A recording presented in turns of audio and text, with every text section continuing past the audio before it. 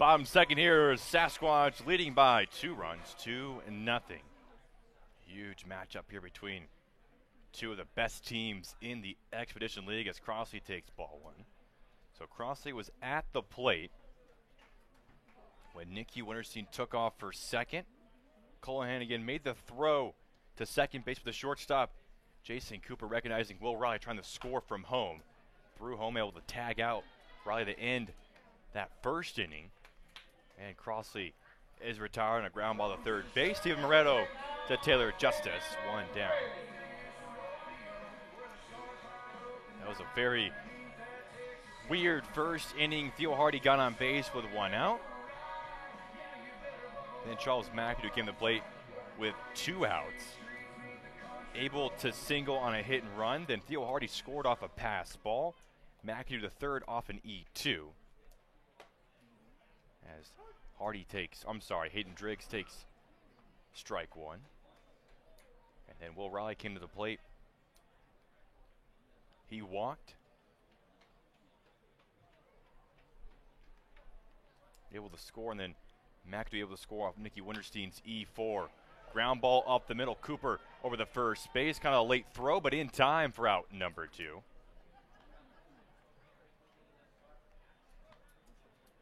That ball slowed down by the infield grass. Looked like a base hit for a moment, but good play by the shortstop.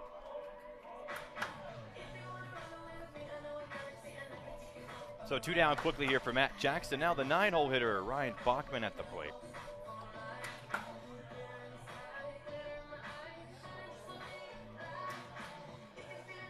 Bachman batting .291 this season for Spearfish.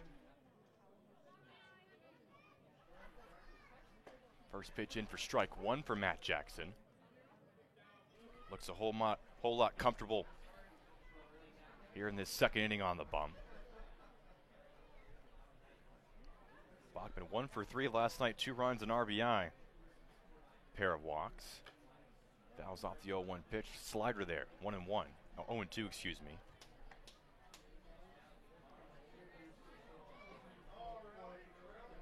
Bach leading this team with 41 walks.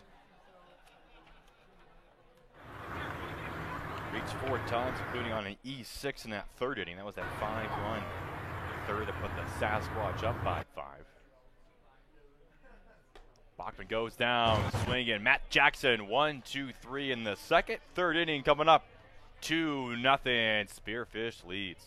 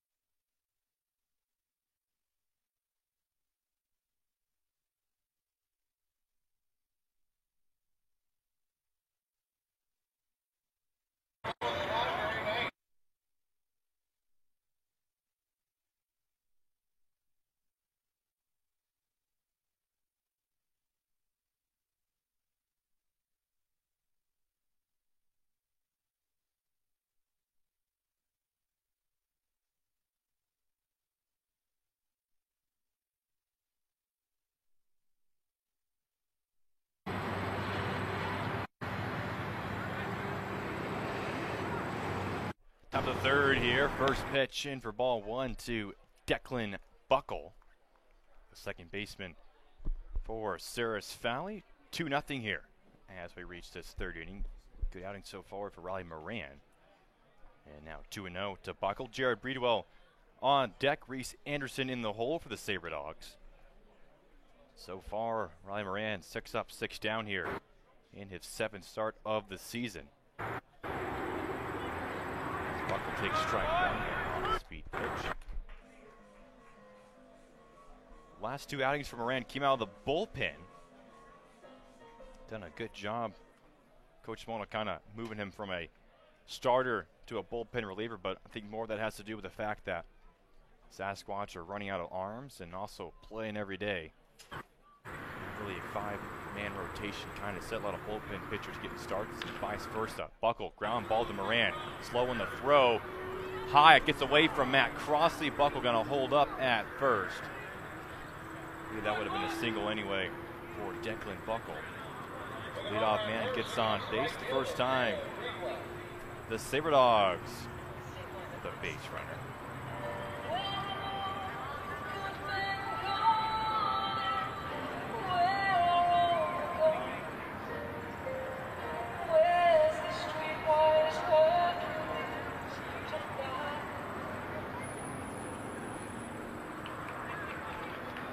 Jared Breedwell, the right fielder. And first, no outs here at the top of the third. Pitch blown away. Drake's there. Grab it for ball one. It's been a long time since Riley Moran actually got a start. All the way back to June 29th. Went 4 1/3 in that game against the Sioux Falls Sunfish. Actually, in the first half, that was the last game of the first half. Spearfish won that one 5-4. Come from behind, fixing the 9th inning. Ben Parker, a pinch hit RBI single that put Spearfish in front 5-4. So the last 5 outings rather, Moran's come out of the bullpen. 1-0, Breedwell rips one to deep left center, but Ben Parker's there for out number 1. And Buckle heads back to first.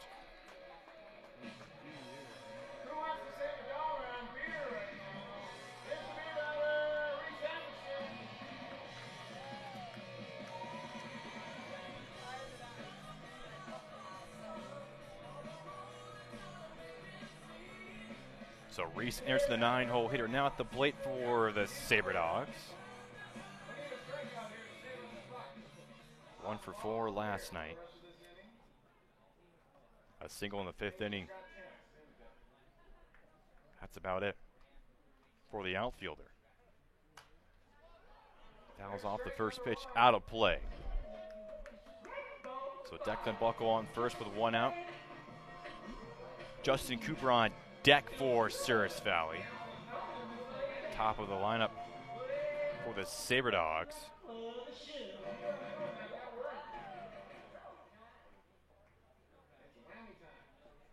Moran taking a close look over the first base and now throws over there. Ceres Valley with a pair of stolen bases last night, 2 for 3. Sabre Dogs and the Sunfish, 2 of the most aggressive teams on the base paths. Over 100 more stolen bases than the Sasquatch.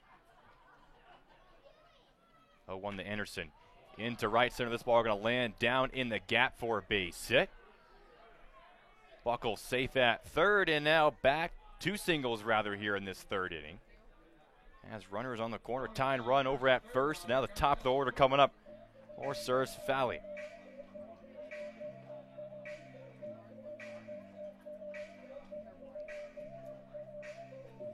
Cooper grounded out to Will Riley in the first as Hayden Driggs calling out the infield shift.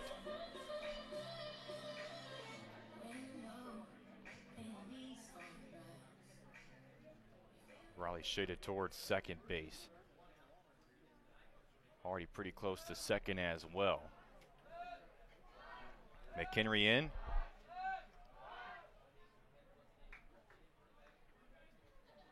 Now the first pitch to Cooper.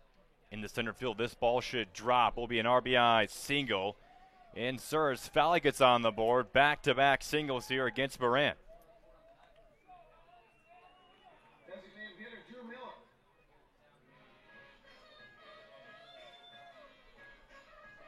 Justin Cooper just needs one pitch to bring home his teammate Declan Buckle. And now the Surs Valley Sabre Dogs coming alive here in this third. And Drew Miller, 0 for 1, popped up to the third baseman, Johnny McKinnery in the first.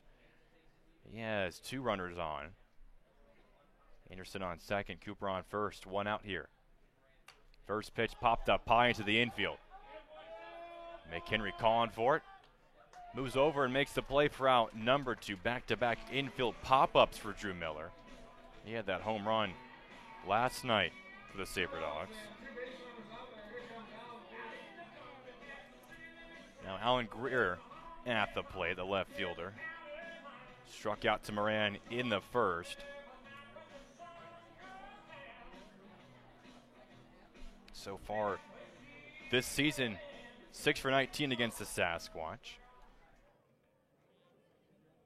Came in the day batting .333 against them. 6 hits, 18 at-bats, 4 runs, a double, a triple. 6 RBIs, and 2 for 2 in stealing. That opening game against the Sasquatch and the Sabre Dogs back on June 4th. He went absolutely bonkers, 3 for 4 in that one. Takes the first pitch strike. 0 for 4 yesterday, however. 1 walk with a pair of strikeouts. Now it's 5 against the Sasquatch this season.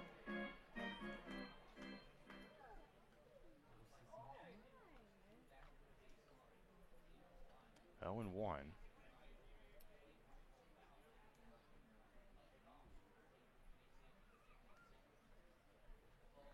Moran throws in the dirt.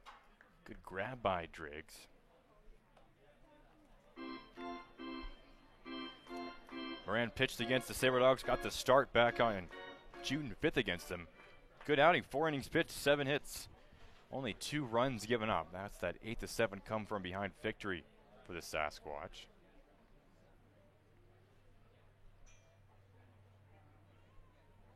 Greer right towards Hardy, diving for it, can't get to it.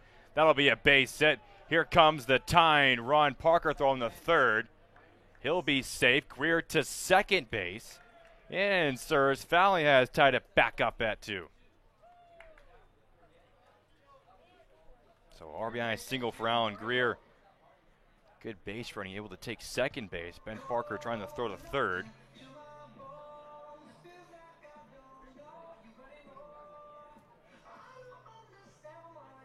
And second time through the Sabre Dogs getting to Riley Moran here. After retiring the first 6 batters he's faced, now giving up 4 hits here in this third inning. Justin Cooper, the third base. Now Stephen Moretto at the plate. First pitch to Moretto on the way inside. This ball is sent high into left field. Winterstein going back near the foul ball territory, but makes the play for out number 3. 4 hits, 2 runs, tied up at 2, bottom of the third, coming up.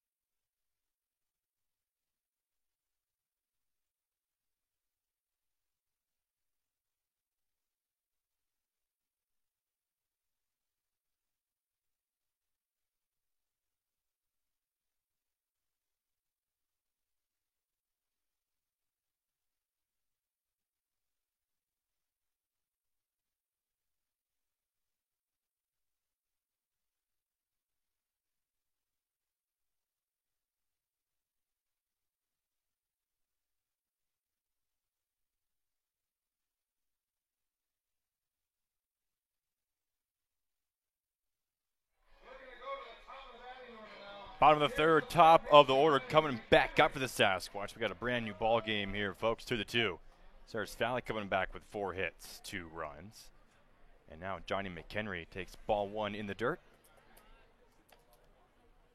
Shaky start for Matt Jackson, but came back in the second 1-2-3 inning against the bottom third of the Sasquatch lineup. Now facing this order the second time through as McHenry now ahead 2-0. Struck out looking to Jackson in their first meeting. McHenry 0 for 7 in his last 7 at-bats. Takes strike 1 there, 2-1 on the outer half. This season, McHenry 3 for 19 coming into today's game, batting .157 against the SaberDogs. 3 hits, 19 at-bats. Sends one in the right field. This ball drops down, is fair. McHenry going the second, the ball all the way to the foul ball wall.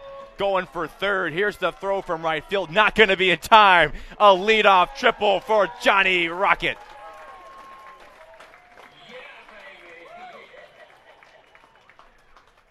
His second triple against the SaberDogs this season.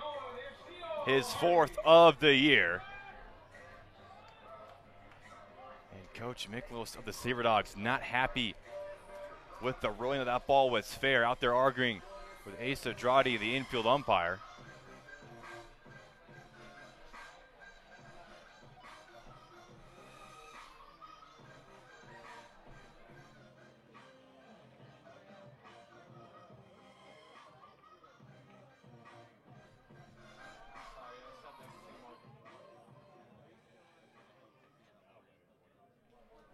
So the outfield lines, left and right field, not painted here, so not as easy to make that call. No guideline for the umpire. Either way, he saw it was fair.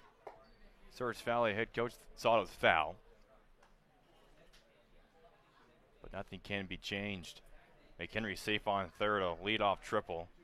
And now Theo Hardy at the plate. Walked against Jackson in the first. Able to score off that pass ball. Takes ball 2.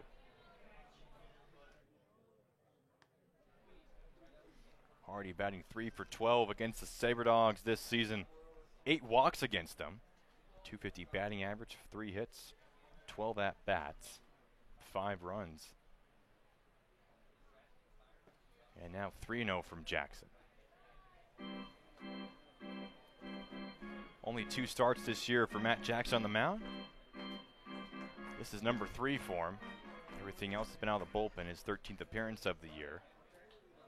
A junior at Minot State University. Redshirted this past 2 years. And Hardy walks on 4 pitches. So now runners on the corners here for Ben Parker. 3 walks for the Sasquatch tonight. 26 against the SaberDogs this season. Came in tonight with 332 bases on balls, 3rd most in the league.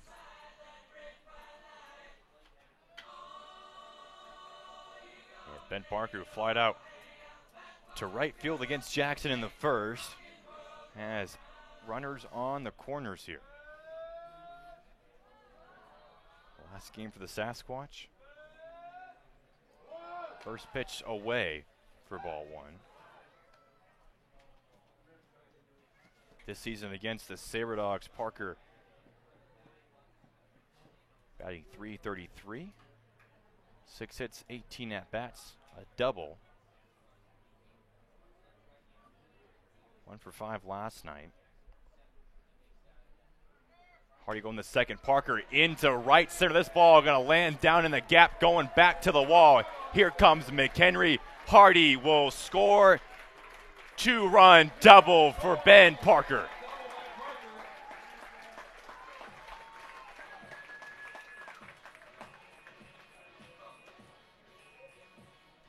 And right after the SaberDogs scored 2 that tied up, Spearfish comes right back with 2 more. Did a good job of that last night every time. Sarah's Valley would score 2 runs. The pullback within a few. Spearfish would respond right back with 2 more to keep their distance. And now a pair of extra base hits off of Matt Jackson here in the third.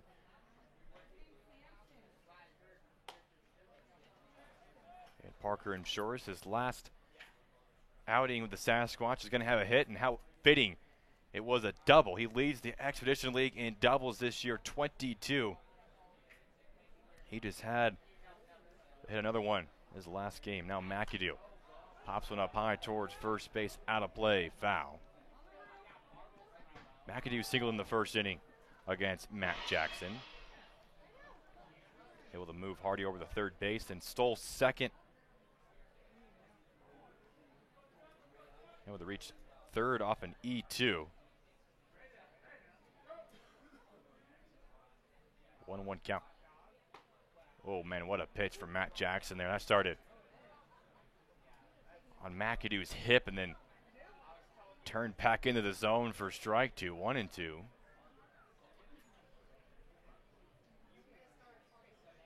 Parker on second here, no outs. McAdoo pops up behind home plate. Found out today that Charles McAdoo, cousins with Bob McAdoo, and of course James Michael McAdoo, a pair of NBA champions. Bob McAdoo, Hall of Famer, 1974 MVP, two-time NBA champion, played for the Buffalo Braves, the Lakers, the Celtics, the Knicks, a lot of teams. Great grab there by Hannigan, preventing Parker from taking third. Of course, both the McAdoos played at University of North Carolina, one for Dean Smith, the other for Roy Williams.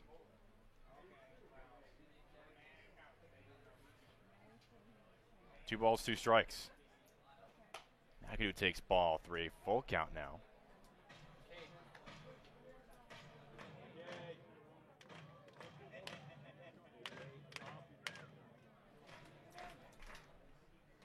Will Riley on deck. McAdoo's made his debut against the SaberDogs back on June 5th. Had a home run in that game. 3-2. Ball four in the dirt. Parker going to take third base. A wild pitch there. Going into the Sasquatch dugout. So McAdoo should be able to advance to second, I believe. Now they're just going to roll it a walk.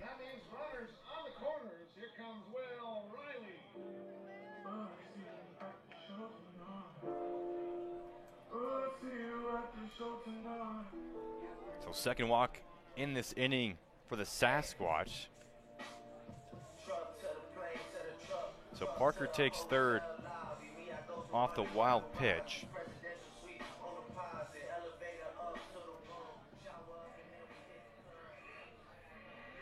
Four walks for the Sasquatch against Matt Jackson as Colin Hannigan comes out to the mound.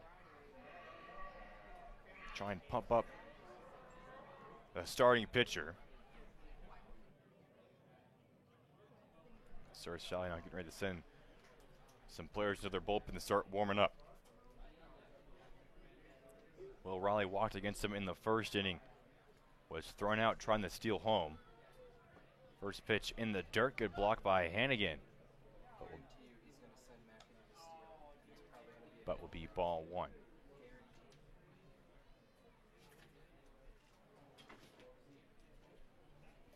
Spearfish 2 for 3 when stealing the night. McAdoo does have one stolen base. He's over there at first. Coach Mona been pretty aggressive on the base paths here tonight. Let's see if he tries and send McAdoo to second. There he goes. But Riley into left field. That ball gets down for a base hit. Parker will score. RBI single for Will Riley.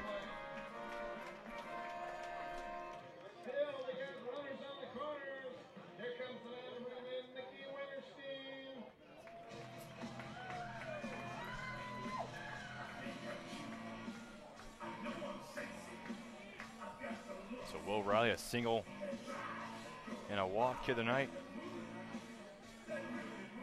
Spearfish pull off the hit and run the second time, and now a meeting on the mound with Matt Jackson.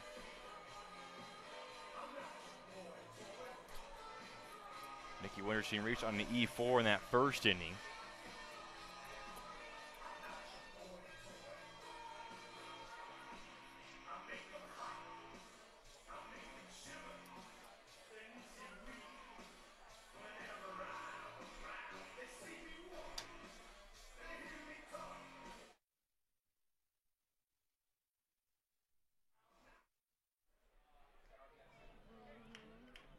on first, McAdoo on third. 5-2 lead for Spearfish. Ball one away from Winterstein. Sasquatch coming in tonight on a 6-game win streak. Snapped the Saber Dogs' 6-game win streak last night. Still tied with the Fremont move for first in the Clark division. The move leading the Trappers right now in that ball game. 8-5. Winterstein in the right field. Buckle, can he get to it? Yes. Gonna flip over the first base. McAdoo will score, so an RBI ground out for Nicky Winterstein. 6-2.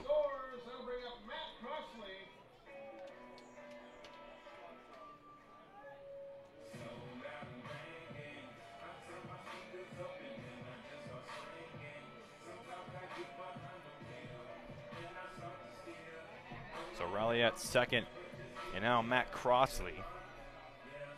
0 for 1 against Matt Jackson. Ground out to third base to lead off that second inning. Now faces him with a runner in scoring position, just one out here this third inning. Breaking ball will miss just a bit inside for ball one.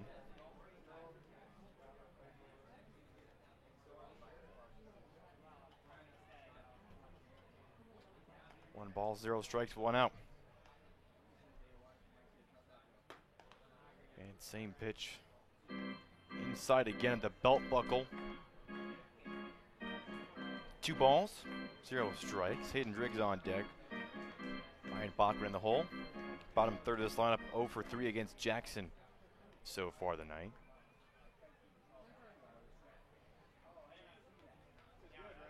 Crossley 2-0 grounder of the second base. Buckle has to step back. Makes the throw over the first base. Crossley retired.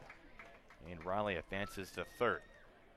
2 outs with a runner on third for Hayden Driggs. Welcome to the show. So Hayden Driggs grounded out to short in the first, or second rather. His first at bat. Second time facing the Saber Dogs, went 1 for 4 back on June 4th against them. That was in 11-2 loss, opening game in that 3-game series. First pitch inside. Fastball for ball one. Spearfish out hit. The Saber Dogs 11-10 in that one, but still lost by 9 runs.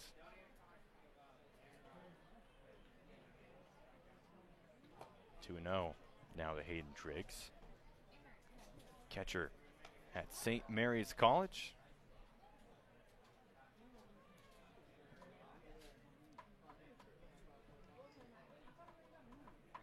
Batting .308 this year. 28 games, 91 at bats so far. 23 walks, 26 strikeouts. 2-0 going to hit Driggs on the back. That'll put him at first, and now runners on the corners here for Ryan Bachman.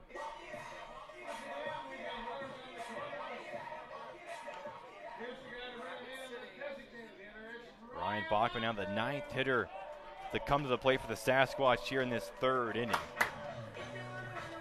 Struck out the Jackson on 3 pitches in the 2nd.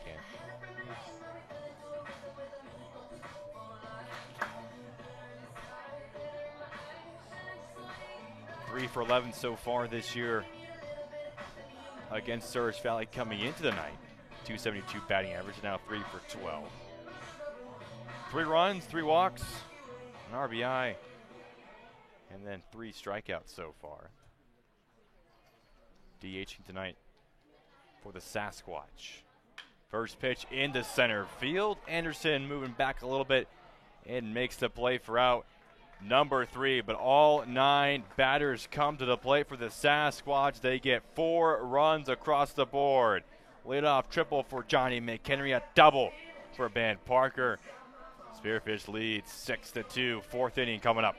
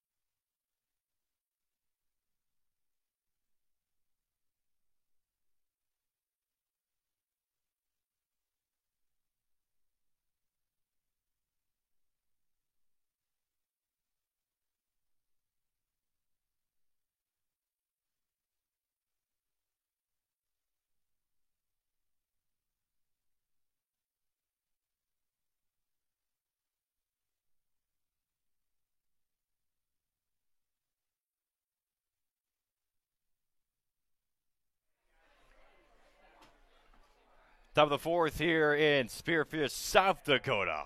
6-2 ball game. Surge Valley 2 runs in the top of the third. The Sasquatch respond with 4 of their own to retake the lead. Now lead by 4. First pitch strike in the Taylor Justice. Fly out to right field against Moran. In the second, 4 hits for Surge Valley, all 4 singles.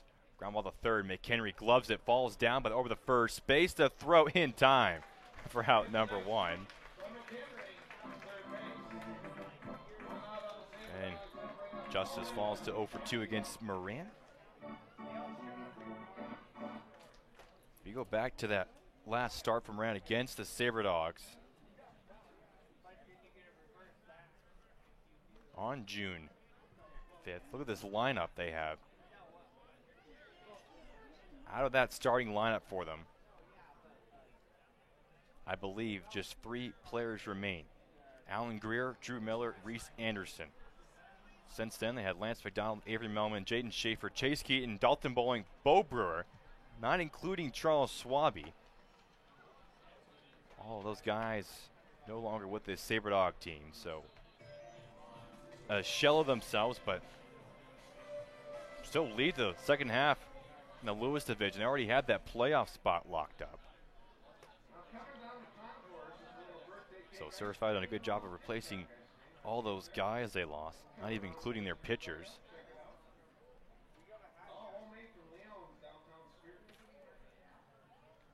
I believe all 3 of their starting pitchers in that 3-game series no longer on this team. Austin Hammerly, Zach Carolyn, and Kyle Bratzett. 3-1 count to Colin Hannigan. He's over 1 tonight, grounding out to Theo Hardy in the second. And takes strike 2 there. Full count now.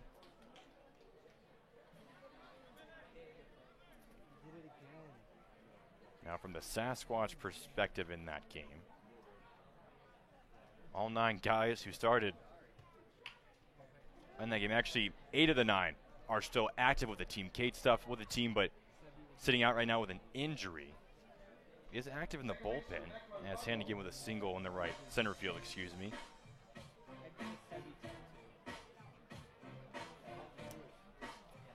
But that's going to change after Sunday, unfortunately. Spearfish going to lose a handful of guys, so we'll see how that impacts them here in this playoff race. That's why it's so important they win as much as they can with their current team, and they've done that. 9-1 their last 10.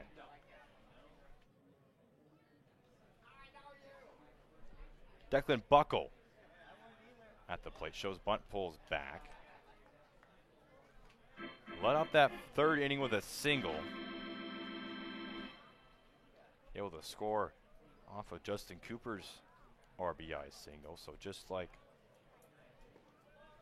the third, Sabre Dogs get a base hit here in this 4th inning.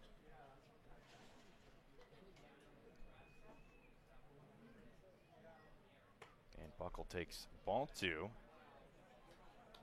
Hannigan on first base so far this year, 3 for 4 when stealing. Moran righty has his back to Hannigan when he sets. We'll see if the Sabre Dogs will be aggressive. Buckle takes strike 1, so 2-1 count, 1 out.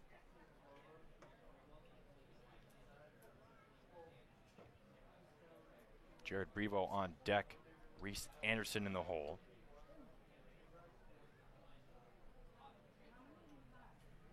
Buckle a late scratch in yesterday's game. Ground ball right to McHenry. Over the second for 1 out. Raleigh the first. The double play is turned. That ends the 4th inning. 6-2 Sasquatch lead.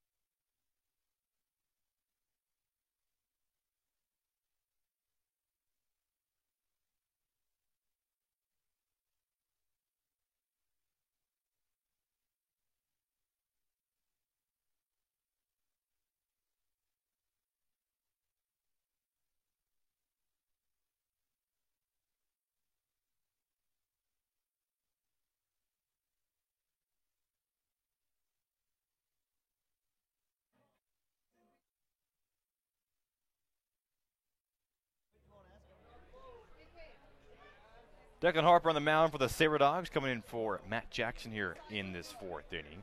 First pitch inside for ball 1. Harper making his 10th appearance this season from Laurel, Montana. 6'2" righty as McHenry, little blooper towards Cooper over the first base, got him for out number 1.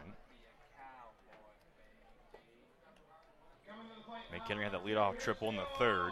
Leads off here with a ground out.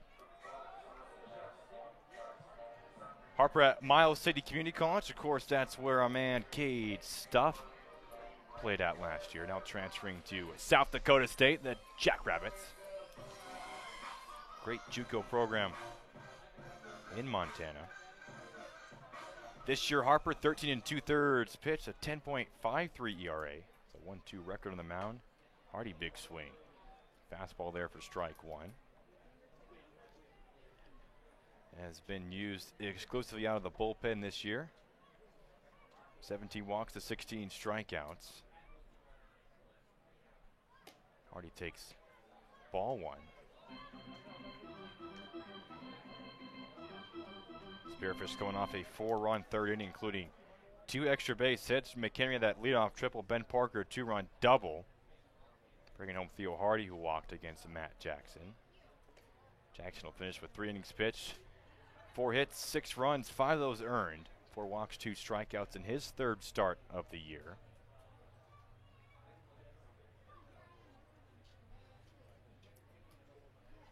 Two-one count here, the Hardy. Walked in both of his plate appearances so far tonight. Ground ball up the middle. Buckle diving for it, able to get to the throw away from Justice. Hardy to second base. That'll be an E4. Good job by Declan Buckle to stop that ball from getting through the gap.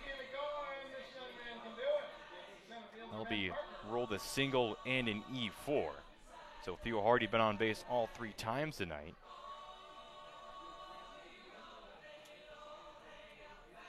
I think Buckle's upset with Justice over at first. I think he thought Justice could have made the grab.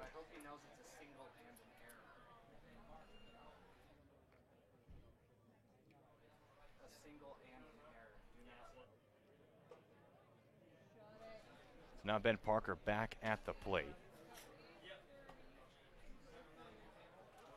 Parker 1 for 2 of that 2-run double in the 3rd.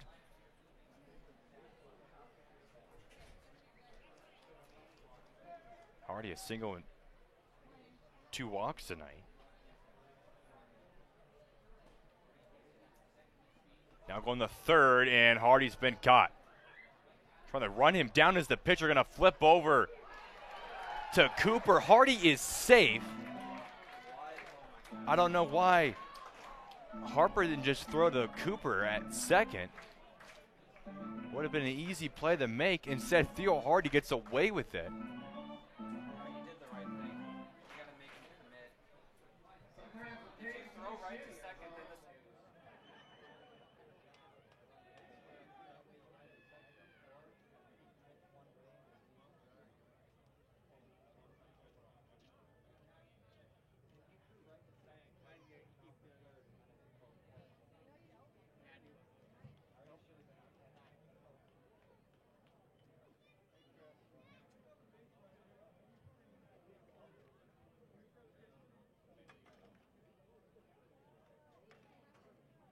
Coach Mickles arguing with Asa Draudi, saying he was out.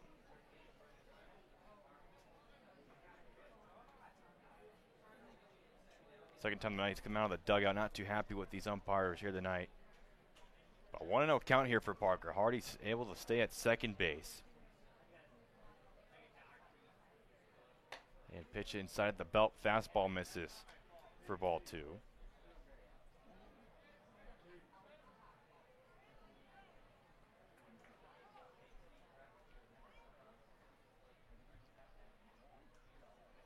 Parker 5 for 20 this week, this homestand. 4 RBIs, a double, and 3 walks. 2-1 count now.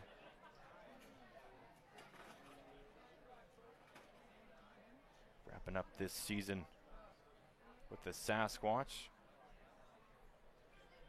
Top 10 in pretty much every category. Ball in the dirt, good block by Hannigan for ball 3. The 5th highest batting average in this league. That includes Bo Brewer, Brock Wellner, Charles Swaby no longer playing. 2 of those on the SaberDog team. EJ Taylor, the Fremont Moo, the only one currently active ahead of him. He's 3rd in runs with 760, first in hits with 79, first in doubles and triples. Parker walks there. Ball 4, that's his 4th walk this week. 2nd against the SaberDogs this season. Now runners on 1st and 2nd. Runners on 1st and 2nd for Charles McAdoo. So 5 walks tonight for the Sasquatch. And Charles McAdoo at the plate. 1 for 1, a single in the 1st, walked in the 3rd. Has scored both times tonight. First pitch up top for ball 1 from Declan Harper. Harper pitched in 7 games this past year. 3 saves out of the bullpen, 6 2/3. A perfect ERA, 0.00. Give up only 2 hits the entire season. McAdoo takes ball 2. Only 1 run, that run unearned. 6 walks, 13 strikeouts. His strikeout per 9 innings ratio is a whopping 17.5. He also batted .343 as well.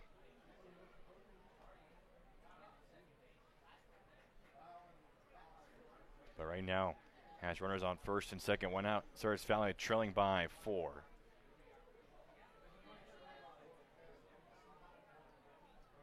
McAdoo takes ball 3, and now 1 pitch away from walking the bases loaded.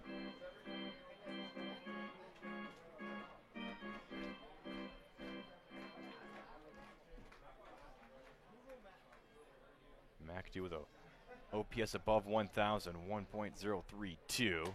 Takes strike 2, full count, or 3-1, 406 on base percentage. And leads this team in slugging percentage with a .626. Only behind Ben Parker on OPS and OBP. McAdoo fouls off the 3-1, and full count now, 3-2. We got a full count, 3-2. Let him hear you, fans.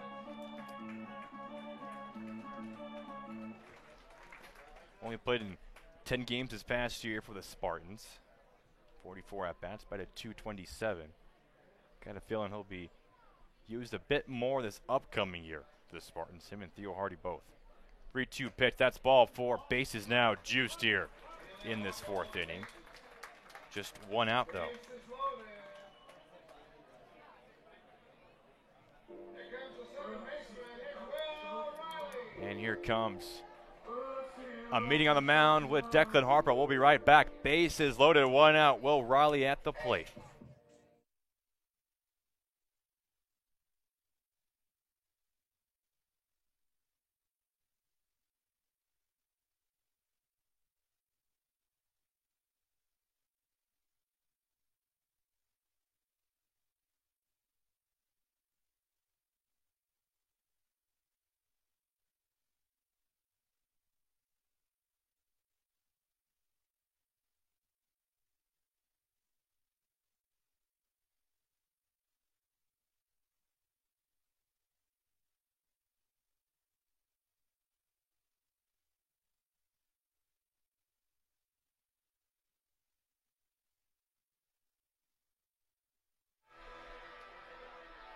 Colin Hannigan trying to fire up his pitcher, Declan Harper, on the mound.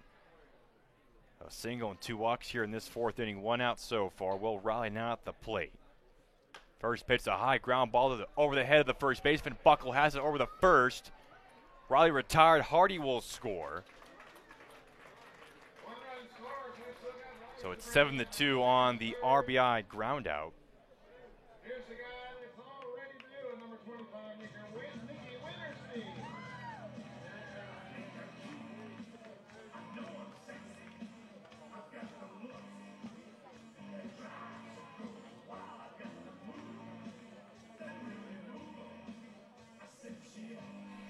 So 2 down, 2 still on. Both runners in scoring position here as Nicky Winterstein steps up to the plate. He's 0 for 2 tonight. First pitch fouled off towards the left side, out of play. Reached on an E4 in the first. That scored Charles McAdoo, and then RBI ground out in the third.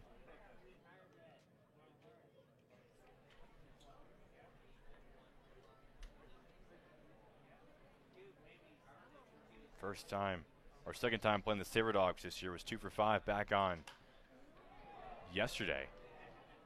Sends one to center field. And that ends the fourth inning. So bases loaded. Spearfish gets only 1 run out of it, but still lead by 5. 7-2, fifth inning coming up.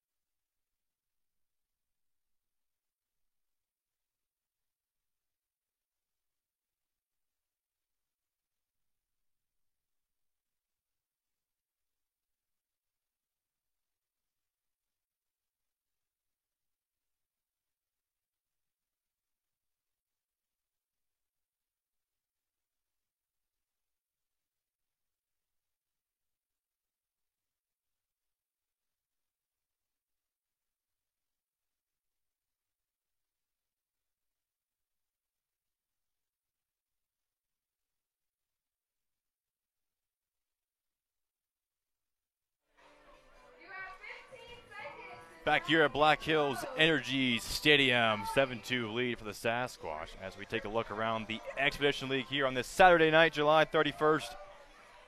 A week left to go in this season in a big playoff battle here in the Clark Division. Spearfish and the Fremont Moo tied up 18-8.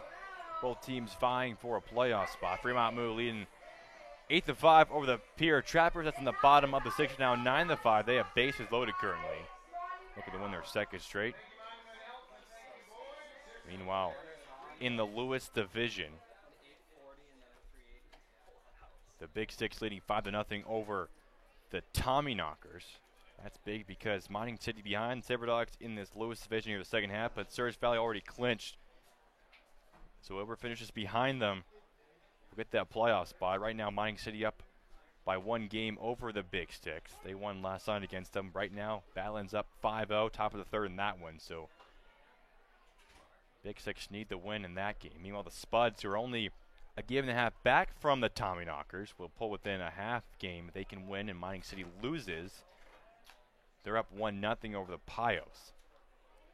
And then the Whiskey Jacks losing to the Sodbusters 6-2. And then the Sunfish leading the Horseheads 1-0. Sioux Falls not out of the playoff race yet. Only 3 teams have been eliminated so far. The Pierre Trappers in the Clark Division, then the Horseheads in the Whiskey Jacks in the Lewis Division. Everyone else still in it. However, the Sunfish, they've lost 6 straight. They're 4.5 back. Leadoff walk for Jared Breedwell. First walk that Riley Moran has given up here in this game.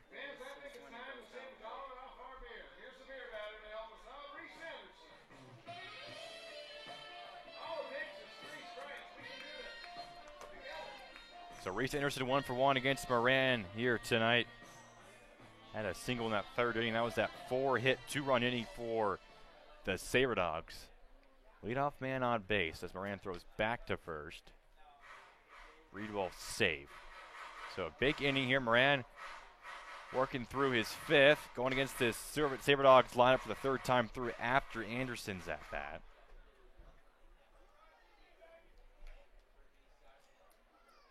Jack Van Dorn warming up in the bullpen for the Sasquatch. Anderson nearly ducks a ball there. He thought he got hit, I think.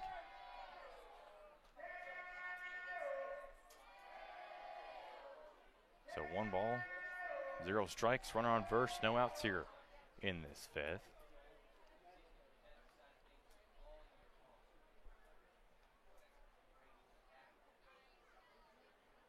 Throwing back to first again. Service Valley yet to attempt a stolen base here tonight.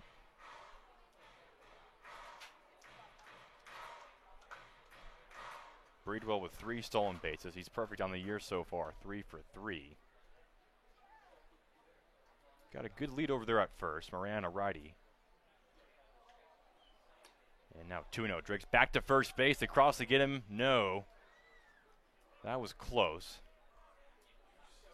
So 2-0.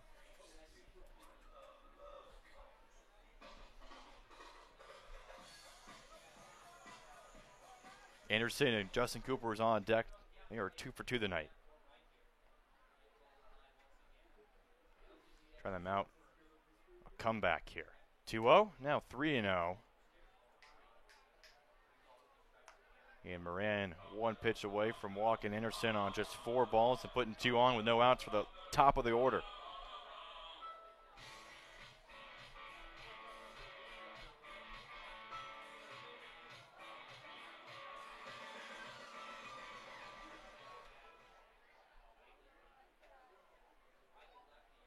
Did not pitch this past year at Atherton College. 3-0. That's in for strike 1.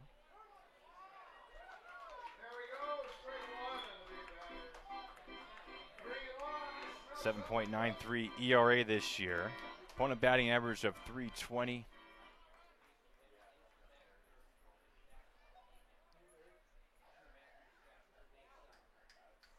Three-one count.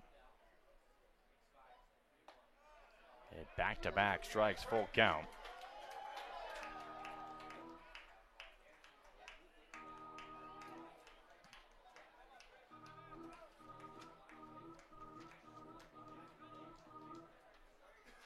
Spearfish 9-3 when Moran pitches this year. 3-2, throwing back over the first.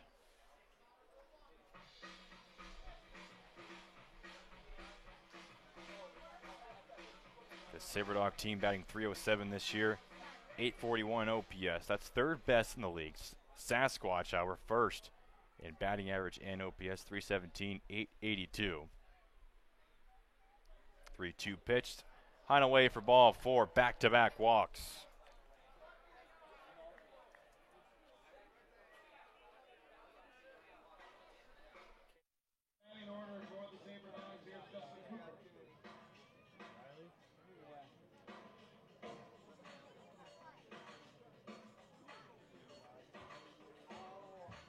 And this might be it for Riley Moran.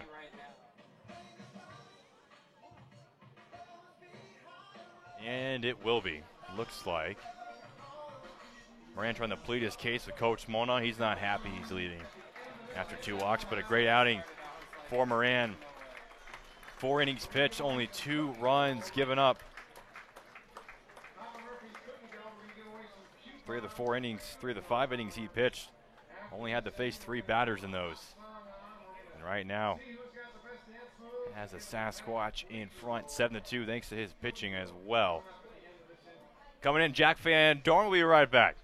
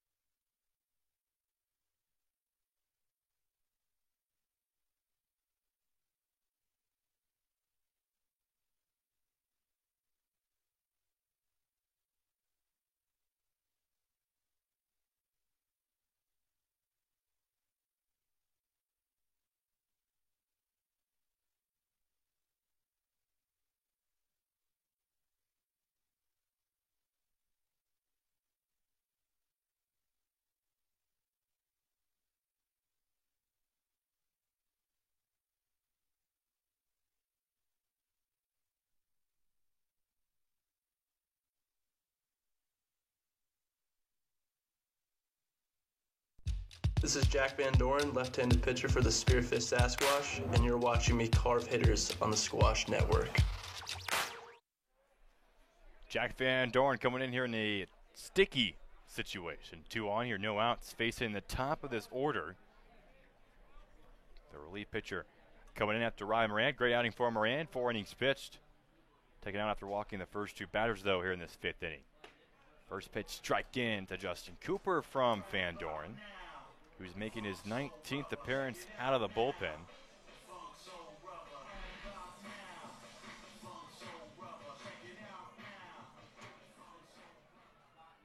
Second most on this team behind Zachary Creeth.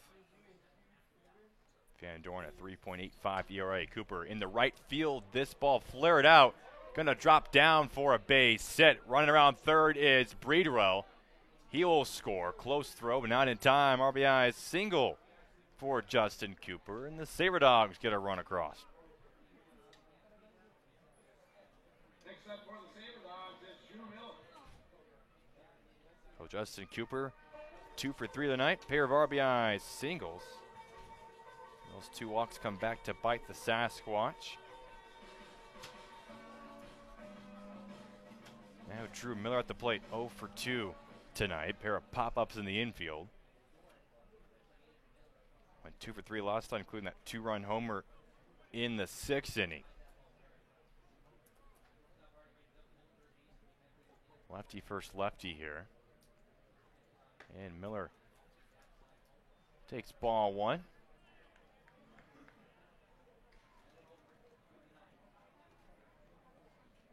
Batting 3 for 14 against the Sasquatch this year. .214 batting average in 14 at-bats. Now 3 for 16, including the 2 today. 1-0 fouled off, 1-1 now. Another great night here. The Black Hills Energy Stadium ballpark. Just a beautiful night, 76 degrees. Feels absolutely wonderful after the heat wave we had earlier. Not a lot of wind though in this ballpark, only about 5 miles an hour. Not doing too much, can't really see any of the flags moving. Sky a little bit hazy, but Miller pops up towards first. This one should be out of play. Yeah, it drops down, 1-2 now. State Farm Insurance giving away 3 autographed baseball cards to the small ball.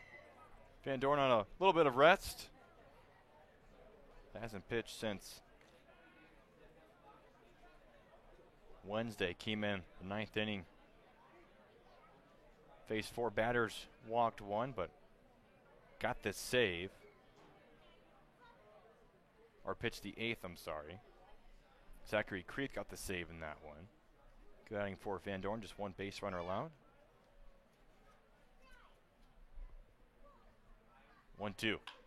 Miller cranks one to right field. McAdoo going back to the wall. It's off the wall. Miller to second. Here comes 1 run. The throw to Riley will keep Cooper at third. Back-to-back singles. This one off the wall. Double, excuse me, for Drew Miller. His 2nd extra base hit. And Souris Valley now pulls within 3. Thought for a second it was going to be his 2nd home run of the series.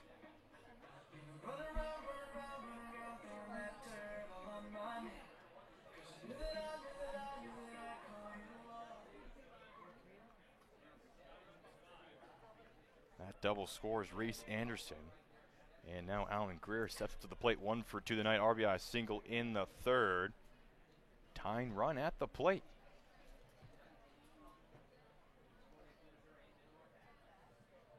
First pitch strike right down the pipe for strike 1. Steven Moretto on deck. Taylor Justice in the hole. Still no outs here in this inning. Van Doren facing his 3rd batter after coming in with 2 on base.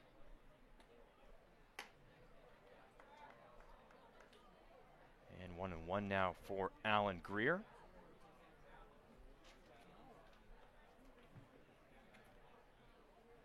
Cooper on 3rd. Miller on 2nd.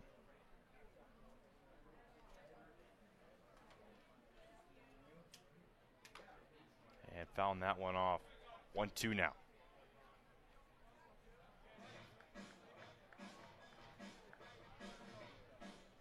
Van Dorn pitched 4 innings with the SaberDogs. That first series back on June 6th. Only gave up 3 hits, 2 runs, only 1 earned. 3 walks and a strikeout. That was in that 8-4 loss. Service Valley scored 5 runs in the bottom of the 5th, and that was pretty much enough to give him that victory. 1-2 outside to Greer. He takes ball 2.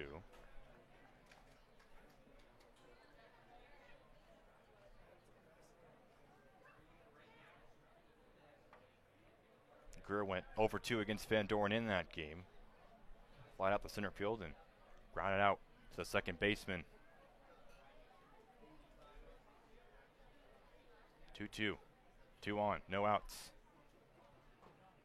Van Dorn, a big strikeout to Alan Greer for the first out here in this 5th. And now we'll face the power hitter Steven Moretto. 0 for 2 here tonight. 1 for 6 in these 2 games so far. 7 home runs on this team, 11 doubles. Had 8 home runs this past year at Sacramento State College, a D1 school in the Western Athletic Conference.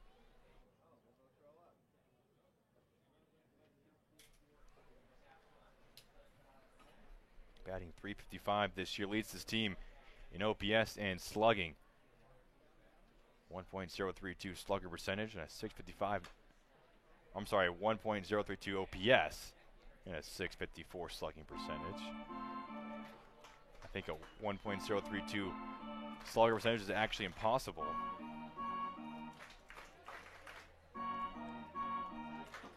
First pitch fouled off, 0-1.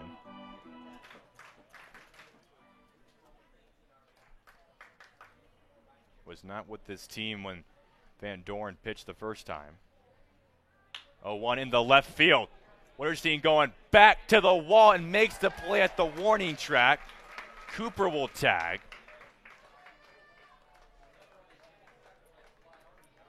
So 7-4 ball game. RBI sac fly for Moretto. Pair of hits off Van Dorn that get to the wall. And now Taylor Justice at the plate. Drew Miller still at second.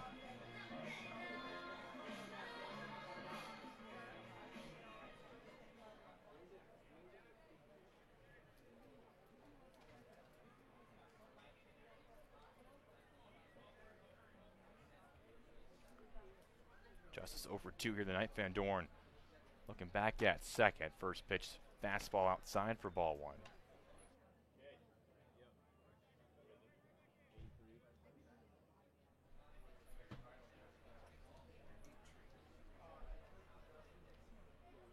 Justice at San Jose State University this past year, transferring to Viola. Right at 205 for the Spartans this past year, 21 starts. Ball inside for ball 2, so 2-0. Colin Hannigan on deck. 7-5 ball game here. Service Valley right back in this one. And with a Fremont move, they head over the Trappers. Sasquatch really need to keep this lead. 11-5 lead for the move over the Trappers. Top of the 7th there. Ground ball to Hardy at short. Low one, going to bobble it. The throw to first base, not going to be in time. Trying to grab the runner at third, and he's caught in a rundown. Driggs able to tag him. Wow. 3 runs across the board for the SaberDogs, but Drew Miller caught off the bag, and that ends this inning a little bit prematurely. Bottom of the 5th coming up, 7-5 lead.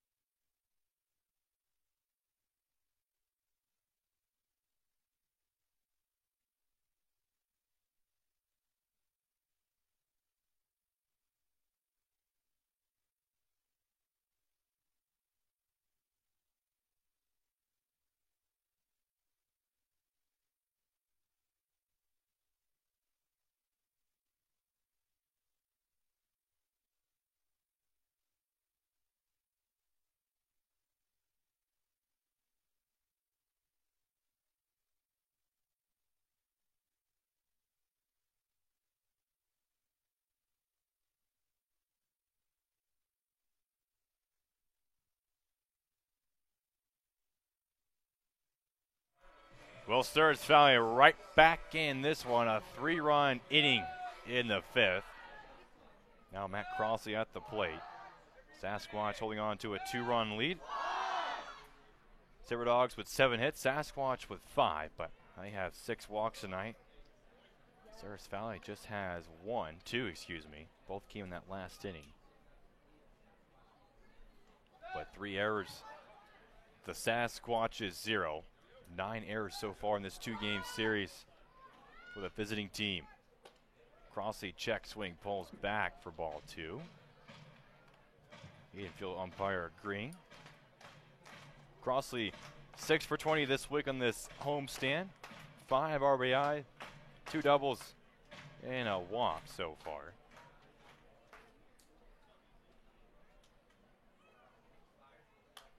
And fouls off the 2-0 pitch. 288 coming into the night. I know he wants to get up to that 300 mark before he heads back to Texas. 39 games so far this year. 40th is today. 18 extra base hits, 44 total. And takes a fastball for ball 2. 2 balls, 2 strikes. Pair of groundouts tonight. Both to Matt Jackson, one the third, one the second. First time facing Declan Harper. 2-2 on the ground to the right side. That gets through. Leadoff single.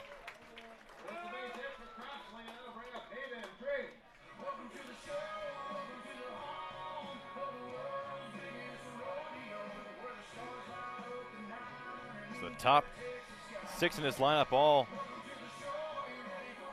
top 5 with all a hit. Bottom 4 looking for their first hit coming into this inning. Matt Crossley gets it for him. Only 2 base runners prior to that. One was an E4, one was a hit by pitch. That was this man right here at the plate, Hayden Driggs. Driggs 0 for 1. First pitch, big strike. Driggs batting .308. Coming into today's game. Didn't catch yesterday or the day before that. Played on Wednesday against the Sunfish. Went 1 for 4 in that game. Walk and an RBI single. Slider outside for ball 2. Went 1 for 4 as well on Monday. RBI single in that one. That 6th inning, part of that 6-run 6th that put the Sasquatch in front. They were trailing 4-3 in that one, but those 6 runs put them in front, and they never looked back in that one. Started off this 6-game, or they started off this 7-game homestand. 2-1 now the Driggs. Couple guys warming up in the Saber Dogs bullpen. Kate Stuff warming up in the Sasquatch bullpen. Haven't seen him play since June. 2-1 fouled off by Driggs. 2-2 now.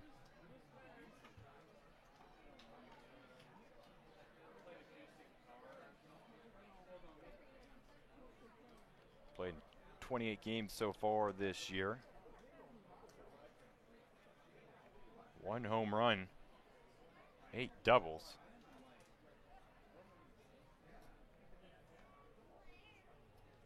Two pitch from Harper. Yeah, Driggs takes ball 3. Fastball up and away.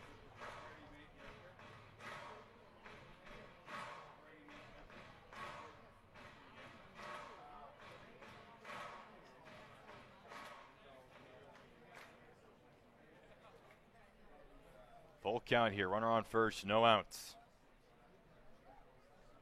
3-2 pitch. Runner going to second. Ball 4. Hayden Driggs. Second time getting on base here tonight.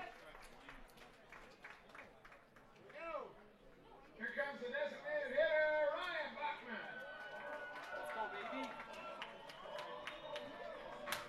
7 walks for the Sasquatch in this one.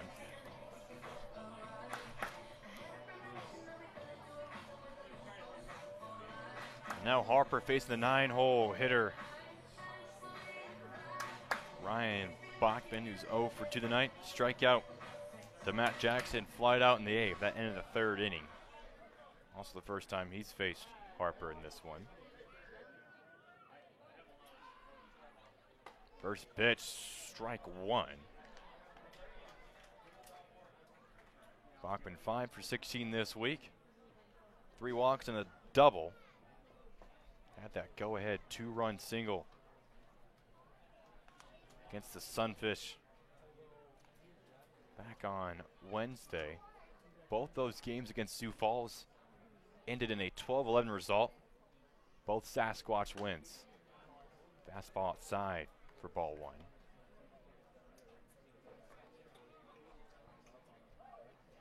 Spearfish trailed 11-6 in that game. 11-5 rather, I'm sorry. But scored 6 unanswered runs. 7 actually. Math is hard. Bachman comes around for strike 2. Had that 4-run, 7th, only 1 run earned. First 4 batters reached in that 7th inning, including E4. But Matt Crossley had a clutch 2-run single. And then Ryan Bachman, with bases loaded, 2 outs, came through. 2 on here, no outs.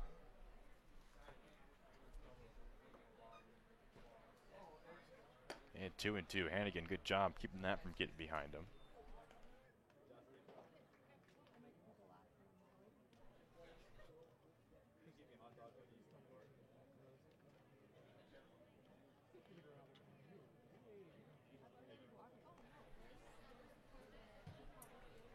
So 2 balls, 2 strikes.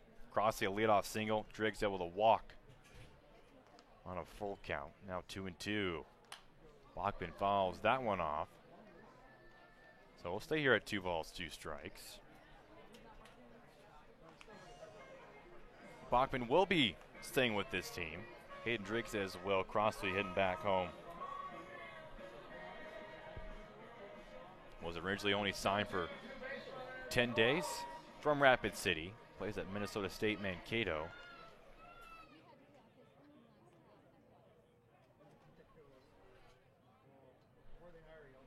Two. And Bachman goes down swinging. First strikeout for Declan Harper. And now the top of the lineup making their way through for the second time against Harper. McHenry 0 for 1 against him. 1 for 3 here tonight. Grounded out to the shortstop, lead off that 4th inning. First pitch popped up high towards third base, but out of play, foul. McHenry 8 for 21 in this homestand. 3 RBIs, a home run, 2 doubles, a triple, and 3 walks. Having a great week, great season. Trying to cap it off here against the Sabre Dogs. He fouls off the 0-1, so I'm sorry, takes ball 1, excuse me, 1-1.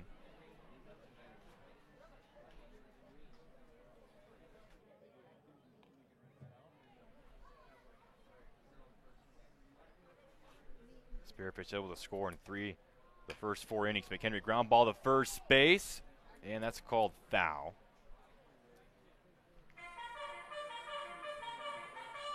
Would have been tough for Justice to make the throw the second on time.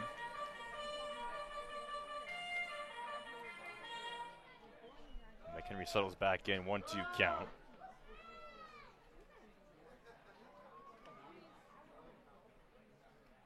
Harper's last outing against the Whiskey Jacks, went 1 1/3, but gave up 5 runs and 4 hits, 3 walks.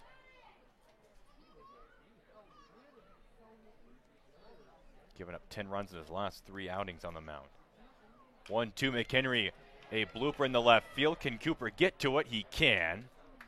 Out number 2.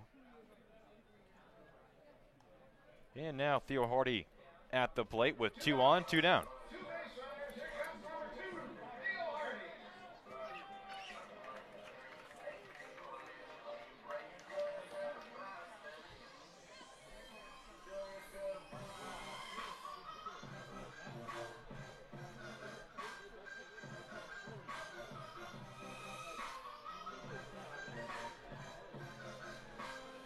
Hardy's been on base all 3 times tonight. 2 walks, a single, 3 runs. Takes a first pitch, fastball for ball number 1.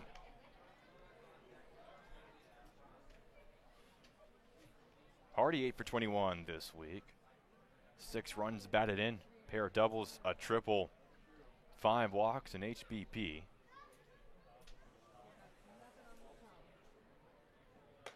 Check swing, that's in for strike 1, 1-1. Ben Parker on deck. He has a double and a walk tonight.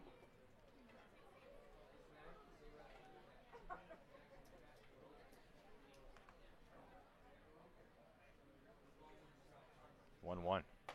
And Hardy takes strike 2. Good pitch there from Declan Harper.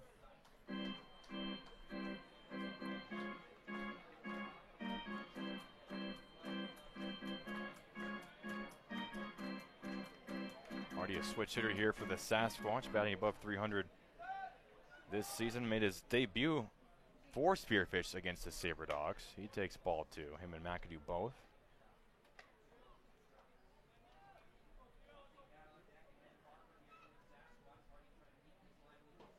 Already had 2 hits in that series, 8 at-bats. Did have 2 stolen bases as well overall this season. He's 4 for 13 against them with 9 walks. 2-2 popped up, foul out of play.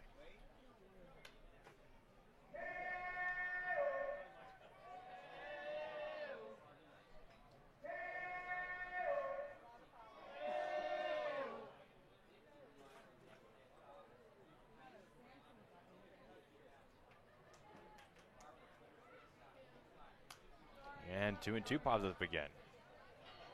We'll stay here at 2 balls, 2 strikes, 2 outs, and 2 on.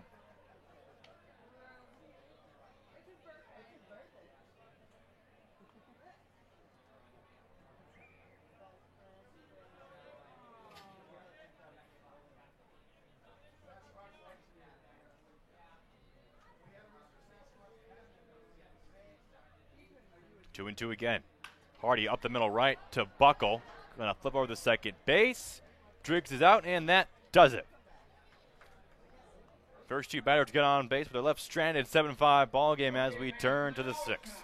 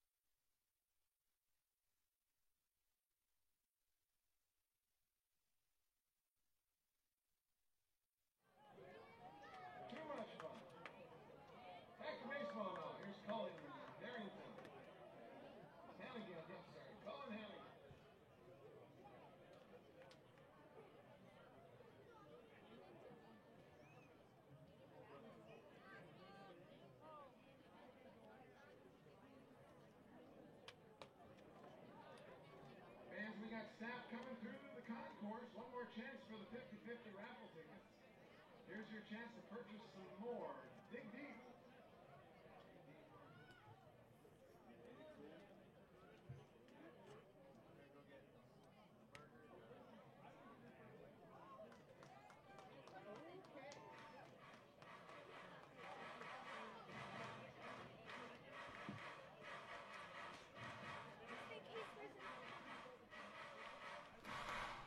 A 1-1 count here. The Colin Hannigan, Jack Van Dorn on the mound.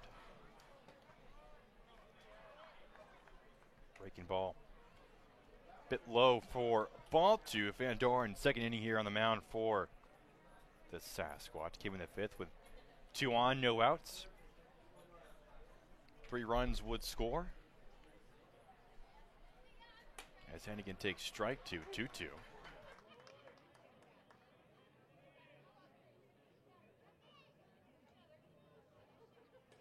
Declan Buckle on deck. Jared Breedwell in the hole. Top of the 6th here, the Black Hills. Hannigan ground ball right towards Van Dorn. Can't get to it. Riley's there. The throw not going to happen underneath his glove. And Colin Hannigan gets on base. That'll be a single.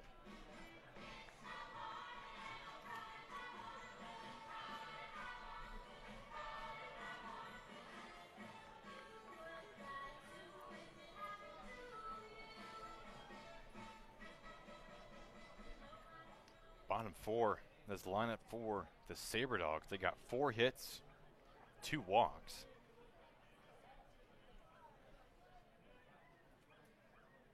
Four for 7.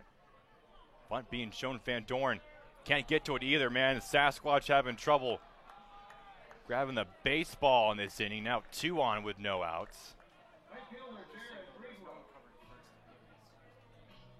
Back-to-back singles here.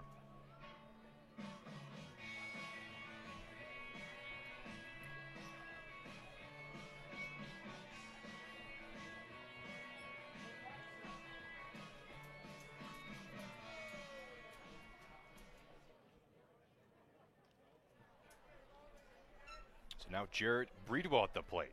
Tying run on first base. Go ahead run at the plate for Souris Valley.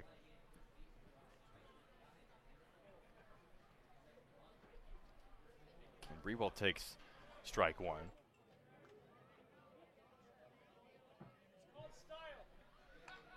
Both these hits just short little ground balls that couldn't be fielded.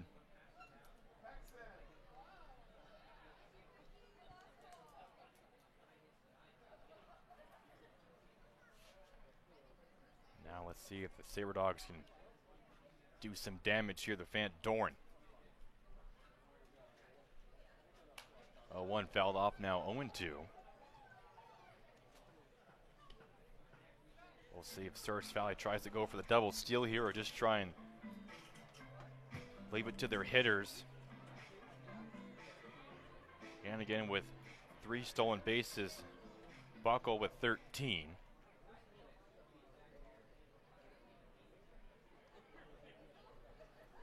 McHenry playing a little bit in at third base. Shortstop and second base have been shaded to the middle. 0-2. Van Dorn strikes out Breedwell. His second K of the night. And now Reese Anderson, the 9-hole man, got on base both times tonight. Single and a walk, 2 runs. Plays at South Dakota State University, batting .291 coming into tonight. 4 for 14 against the Sasquatch. .230 batting average coming into this series. Against them with an RBI. 3 runs. First pitch shows bunt, pulls back. That misses for ball 1.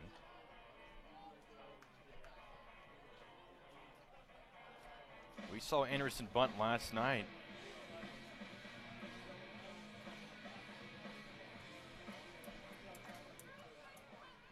Able to get a single out of it. Let's see what happens here. Spearfish defense, a little trouble fielding balls in this inning. 1-0 fouled off, 1-1. Anderson with 32 hits this year. 9 RBIs.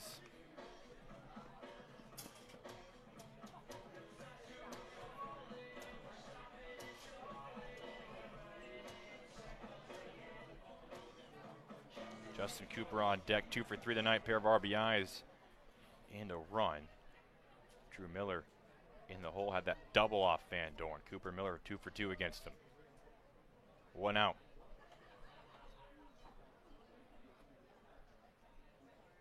One, shows bunt towards McHenry. Scoops over the first base, no one's there. And here comes a run to the plate. 1 run will score. In a brutal inning defensively for the Sasquatch, gets worse. 7-6 now. Saber Dogs have the tying run on third base.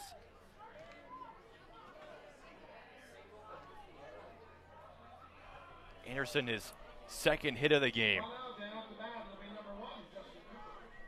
Able to advance to second off the error.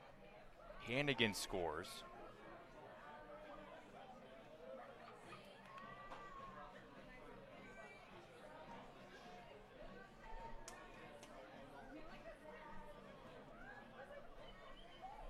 Reese Anderson,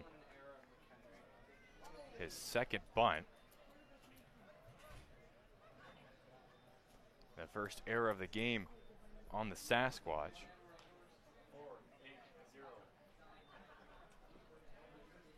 Go-ahead run on second. Service Valley has not led in this series yet. First pitch into Cooper for ball 1.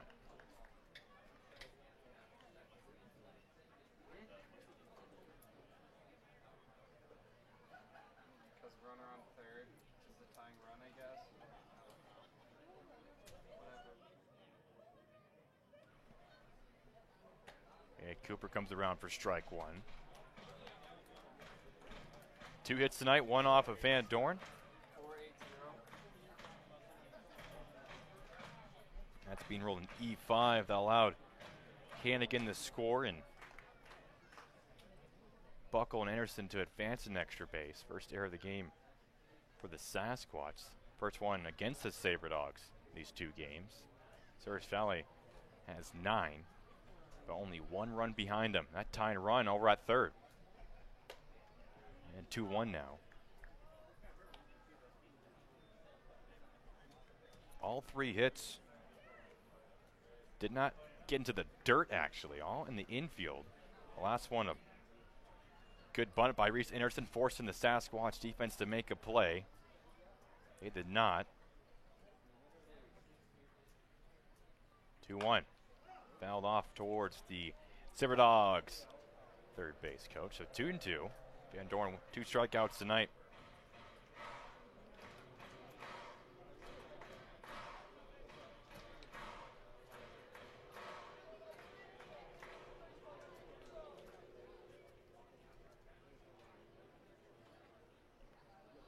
Infield playing in. Cooper is not showing a bunt yet. 2-2, now 3-2 full count.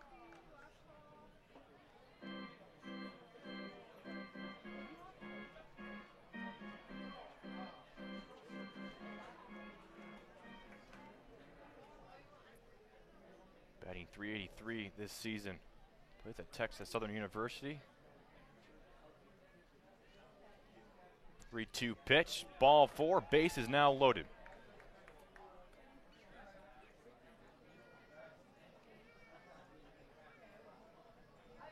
And now Drew Miller, who had that double off of Van Dorn in their first inning, has yet to hit a ground ball in this series.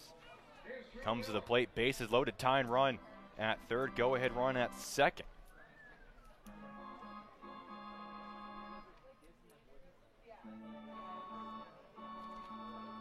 Miller 2 for 3 last night, had a single in that 2-run homer. Pair of pop-ups in the infield in the first and third, and then that double off the right center wall. Buckle on third, Anderson at second, Cooper at first. First pitch in for Strike one, throwing back to third. Is it in time? No. Trying to get Buckle off the bag. Good throw from Hayden Driggs.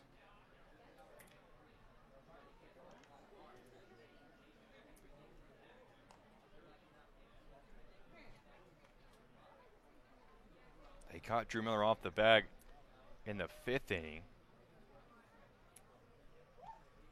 Ended that 0-1. Ground ball to third, and that's foul 0-2. Alan Greer on deck. He's 1 for 3 tonight. Over 1 against Van Dorn with a strikeout. Only 1 out on this board. Van Dorn trying to get out of a bases loaded jam here in this 6th inning.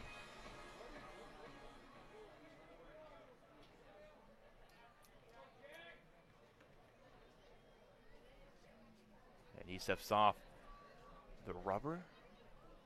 Compose himself.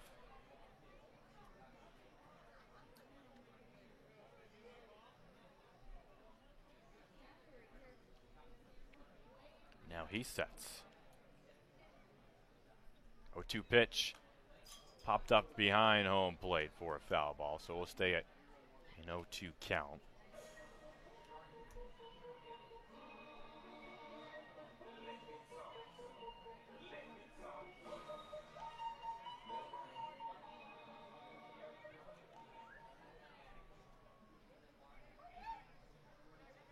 Buckle on third, Anderson on second, Cooper on first. 3 hits, a walk this inning.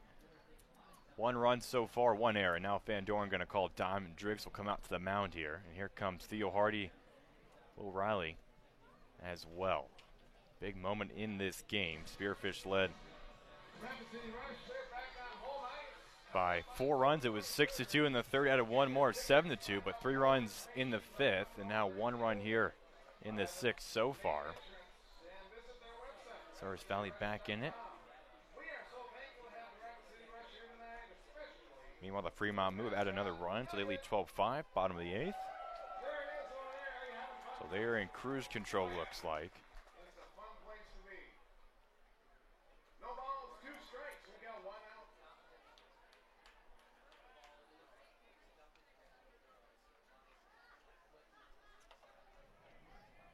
Count remains 0-2 here against Drew Miller. 6 homers, 5 doubles, 31 RBIs this year. 0-2 pitch popped up into left field. Erstein moving back. Runner will tag from third. And we're all tied up at 7.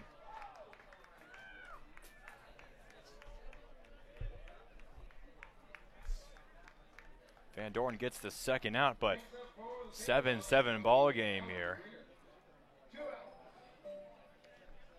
And now Alan Greer at the plate.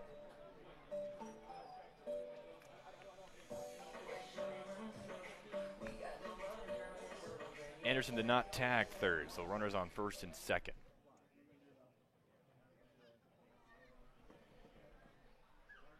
Greer 1 for 3 tonight, 2 strikeouts, 1 to Van Dorn. And first pitch misses a bit high for ball 1.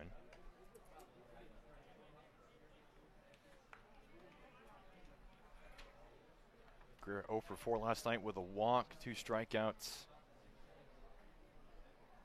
Got his 60th hit, 61st hit rather, in this 3rd inning. He's 7 for 21 against the Sasquatch this year. He takes ball 2. Does have 30 walks on the season. Souris Valley with 3 here tonight, including Justin Cooper, who's on first. 2-0 pitch. And Greer takes strike 1, so 2-1 count.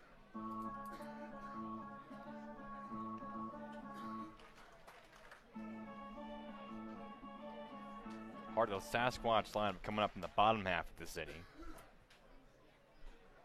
Gonna come to bat at least tied. And Dorn trying to keep it that way. 2-1. Greer in the right field, foul. 2-2.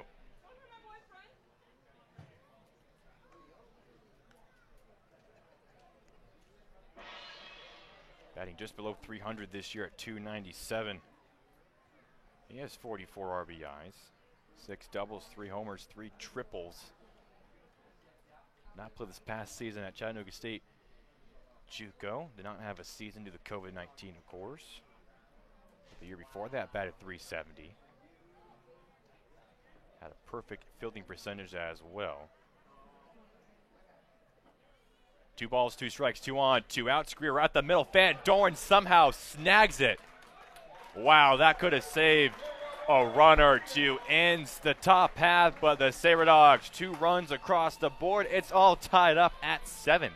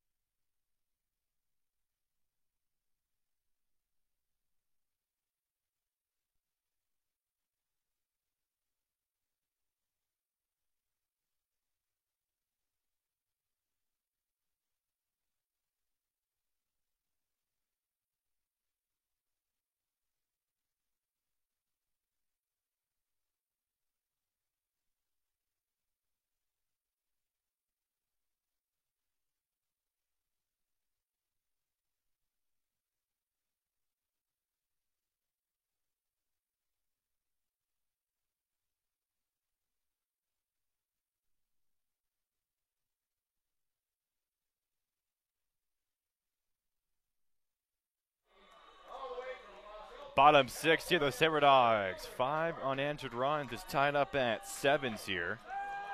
Ben Parker going to lead off. Facing a new pitcher on the mound for the Souris Valley Sabre Dogs, Jaden Beck, righty from Texas Southern University. 14 appearances this year, 3.02 ERA.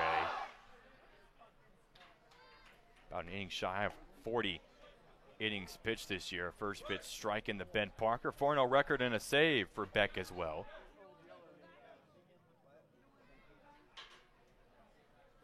His first outing of the season came against the Sasquatch. Got the win. 11-2. Parker into shallow right center. Can it drop down? Diving for it, making the play is Breedwell for out number 1. Man, great snag. And Parker is retired. That brings up Charles McAdoo now. He's a California boy, too, a student at San Jose State, Charles McAdoo. 2 walks, a single tonight for Charles McAdoo. Been on base all 3 times. 2 runs as well and a stolen base.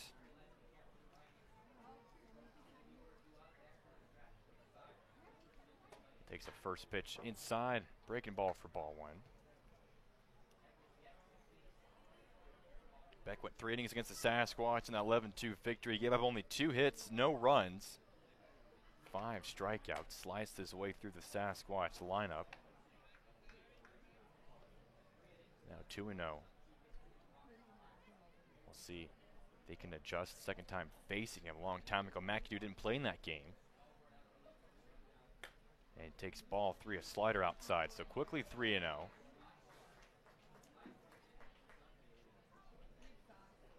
Spearfish 6 hit, but 7 runs. They do have 7 walks. Meanwhile, the Saber Dogs 10 hits, 7 runs, 3 walks. And a slider in there for strike 1, so 3-1 count. Will Riley on deck, Nicky Winterstein in the hole.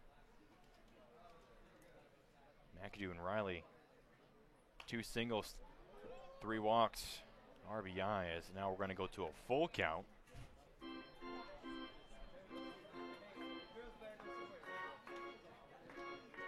McAdoo 6 for 19 this week. 4 ribbies, 8 walks, and a double. 3-2 count, 1 out. Payoff pitch. McAdoo checks swing. That's ball 4. Going back to the first base umpire. He says he did not go. So McAdoo, 3 straight walks.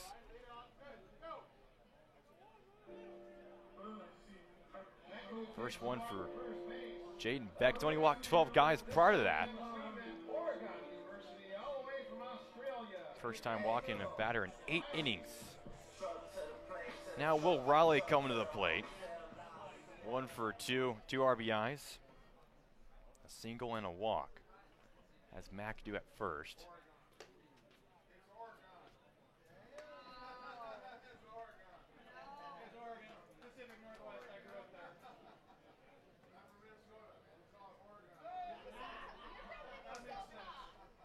So 1-0 for Riley. People debating whether or not it's Oregon or Oregon. Sends the 1-0 pitch out. People from Oregon saying it's from Oregon. Our PA announcer disagreeing, saying it's from Oregon. Who could be right? Who could say? Riley first time facing the Saber Dogs. Of course, joined this team right before the All-Star break. Grad transferred to the University of Oregon, in case you're wondering why we were discussing the correct enunciation of Oregon. Ground ball to left side. That gets through. McAdoo going to race to third. Will Riley, his second hit of the night, and that puts the go-ahead run at third. Third time of the night we've seen the Sasquatch pull off that hit and run. Now Nicky Winterstein, 0 for 3 the night. RBI, stolen base, reached on an E4 in that first inning. That brought home McAdoo, was at third. Can Nicky bring him home this time, put the Sasquatch back in front?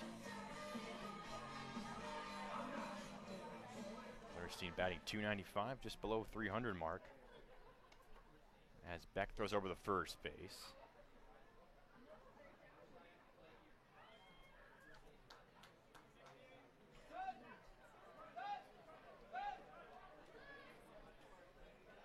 Went 2 for 5 against the Saber Dogs yesterday. 2-run single. Takes ball 1 there.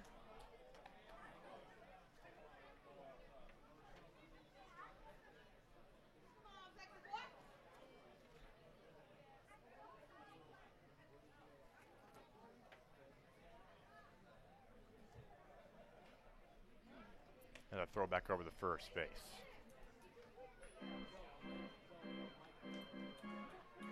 Riley 1 stolen base this year. He's 1 for 1. Matt Crossley on deck.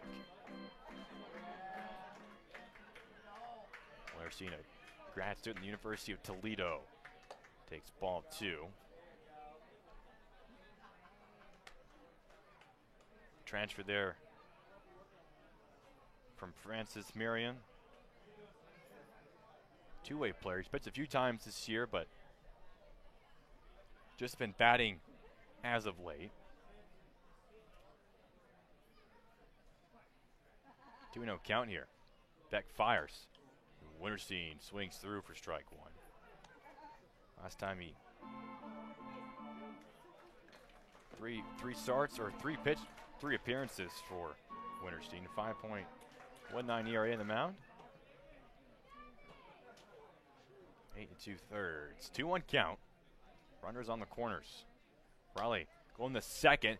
Late throw from Hannigan over the glove of Cooper. McAdoo will score now. Riley going the third. The throw off the bag.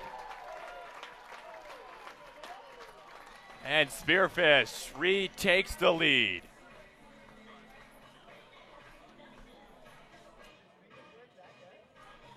Able to score thanks to an E2. I don't think Hannigan realized Riley was going the second. If he did, he double clutched. The throw sailed over the glove of Cooper.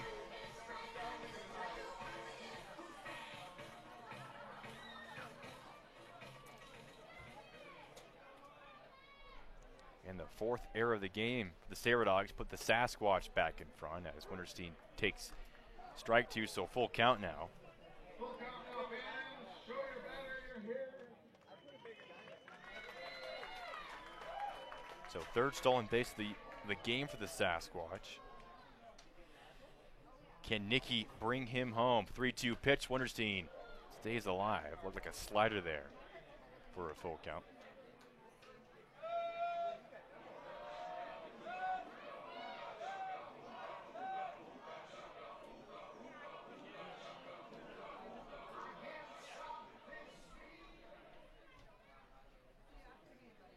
Payoff pitch again. Winterstein goes down swinging. Big strikeout for Jaden Beck. He's a seven in Houston Baptist, all the way from Texas. Here's Matt Crossley.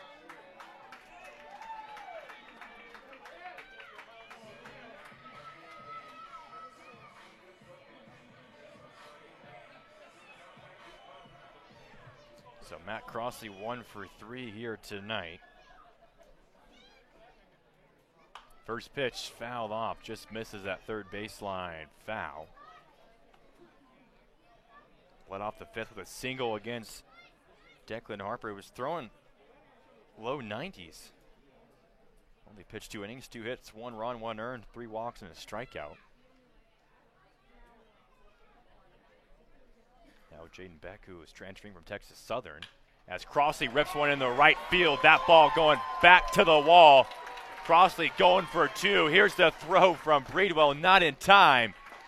And Matt Crossley, RBI double, his 11th double of the year in the Sasquatch, back in front by 2. All the way from Madero, California. Here comes Hayden Drake.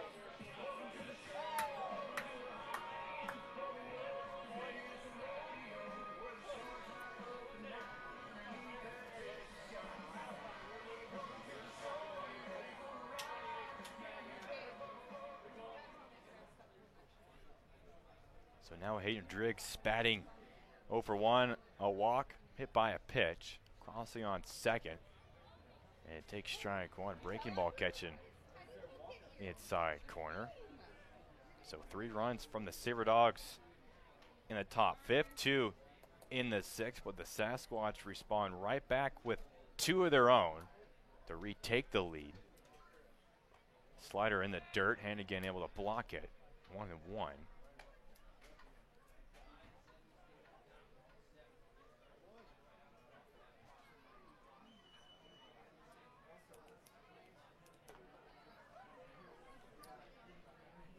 So 1-1. Drake went 0 for 1 against Beck back on June 4th. Pair of strikeouts in the game. Actually hit his first home run of the season. I believe that was his second game actually. Second game in a Sasquatch uniform, a 2-run blast off Kyle Bradsett. Hasn't hit one since. Slider away for ball 2. Ryan Bachman on deck.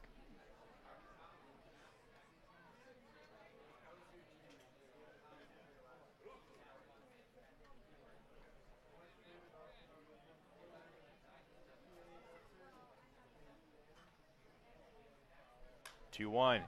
Popped up high into shallow right field. Reed will running over, but Buckle makes the grab. That ends the 6th, but the Sasquatch put 2 runs up on the board.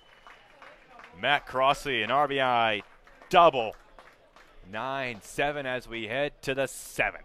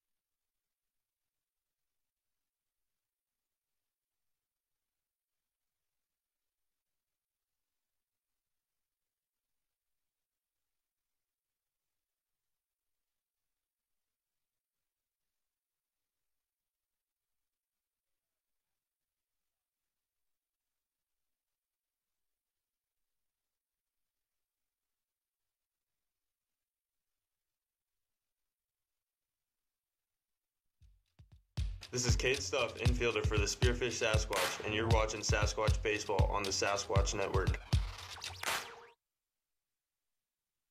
Cade Stuff coming to the mound, making his first appearance for the Sasquatch in quite some time. He's been sitting out with an injury, but coming in on the mound will be the first time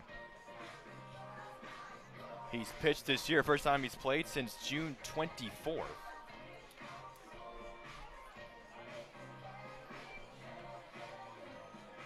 Jack Van Dorn will finish 2 innings pitched. Gave up 5 hits.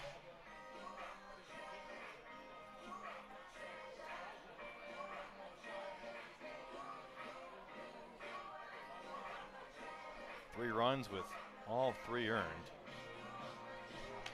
1 walk, 2 strikeouts, and now Stuff comes in a 2-run lead.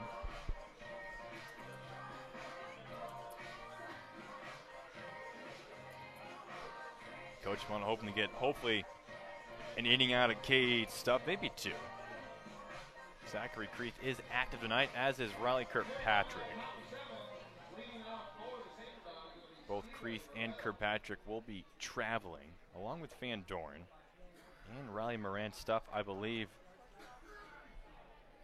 will be with the team. I don't think he'll be playing offensively, but just kind of like Ray Lozano, who was injured, couldn't really run but could pitch. He pitched 2 games despite only playing offense for the first part. Stuff facing Moretto, first pitch in for strike 1. Of course, we've had Cade Stuff on our broadcast a couple times this year.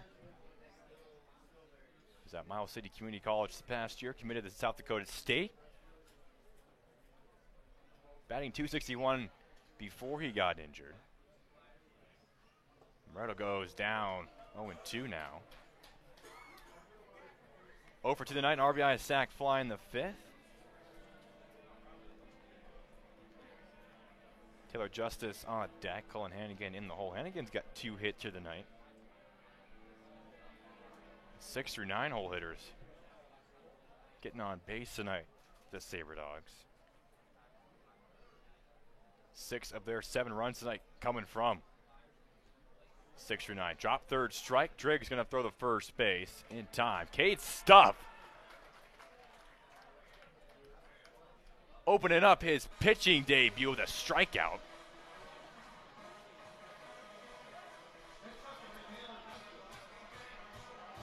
And now Taylor Justice coming to the plate.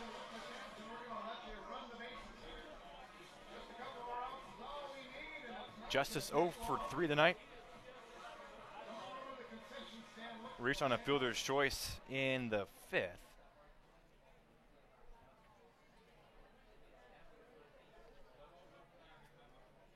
Cade a switch hitter, but throws righty. And misses a little bit low for ball 1.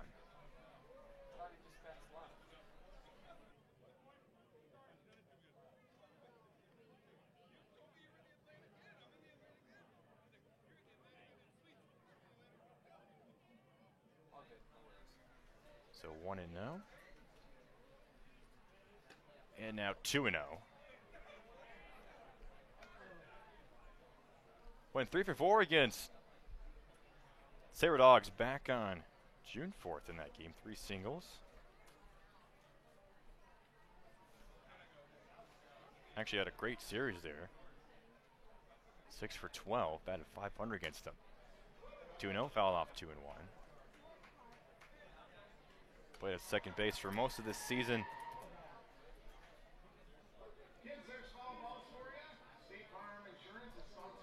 As Justice readjusting his batting gloves. Cullen Hannigan on deck.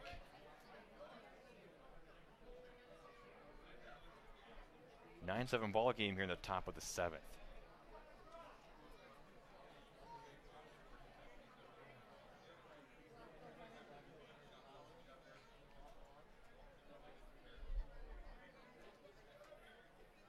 Two and 1. Popped up foul, 2-2.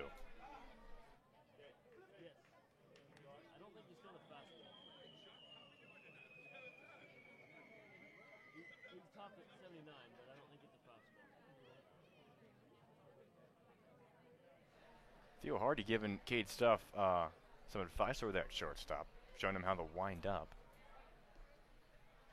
Theo Hardy reportedly throws in the low 90s. 2-2 from Stuff, fouled off. I asked Theo earlier this year if he was going to throw. He said absolutely not. Did throw at San Jose State this past year.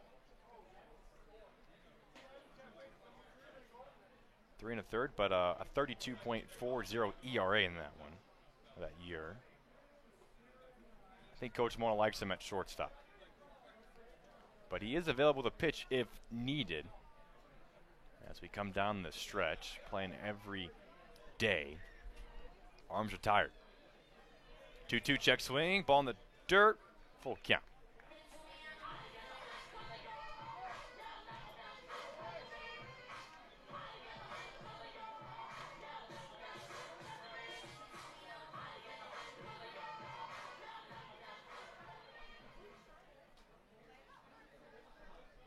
Stuff that at 356 at Miles Juco this past year. 3-2 and full count walk for Taylor Justice.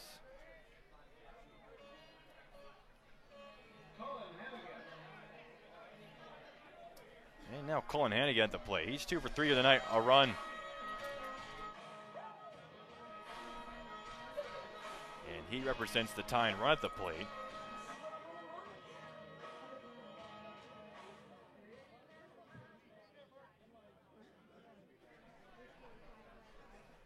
Righty first, a lefty here. First pitch fouled off from Hannigan. Justice 0 for 1 when trying to steal this year.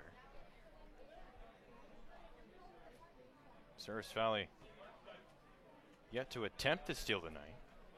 Had 2 swipe bags yesterday.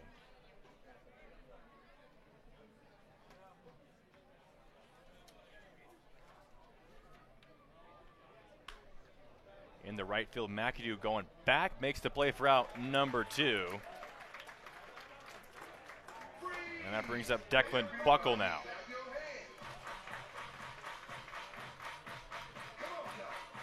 Last time the Saber Dogs played the Sasquatch with Hayden Drix catching, they were able to steal 4 bases. Alan Greer had 2 of those. Actually stole second and then stole third. Drew Miller had 1. And Bo Brewer with the 4th one. They went 4 for 4 in that game. But yet to steal here tonight. First pitch away from Declan Buckle for ball 1. He's 2 for 3 tonight. Pair of singles, a pair of runs. Did hit into a double play in the 4th. 5-4-3 that ended that inning. And he takes one in the right pectoral.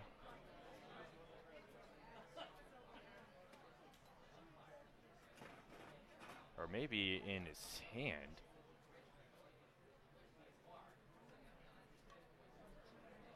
Or maybe trying to argue that he was hit.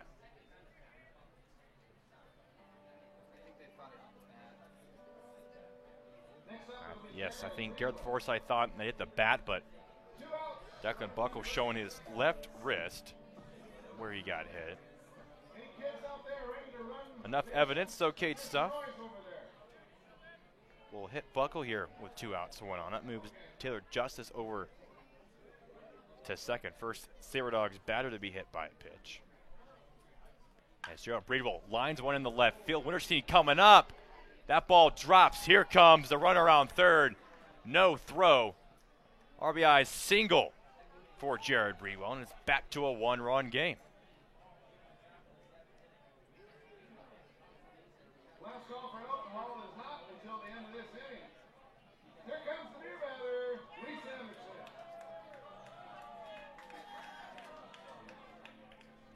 So Buckle over the second base. Breedwell at first. 9-8 now. And Reese Anderson has been on base all 3 times tonight. 2 singles and a walk. Facing Kate Stuff here. Tying run at second, go-ahead run at first. Shows bunt, pulls back in for strike 1. So Anderson's bunted twice this series. And he's 2 for 2 when he bunts. McHenry playing right adjacent to that third base bag. You would think they would have him come in a little bit closer. Every time he's bunted right towards third base. 0-1. Fouled off. 0-2 now. Who wants to save $1? Everybody wants to save $1. We can save a lot of money here. 25 years, you can save 25 So years. 0-2. McHenry closer to the outfield than he is to Anderson. Ball in the dirt, good block by Driggs, 1-2. So Anderson not showing bunt here in this at-bat. I for sure thought he would. 2 runs, 2 hits, a walk tonight. Justin Cooper on deck with 2 outs. 1-2 count.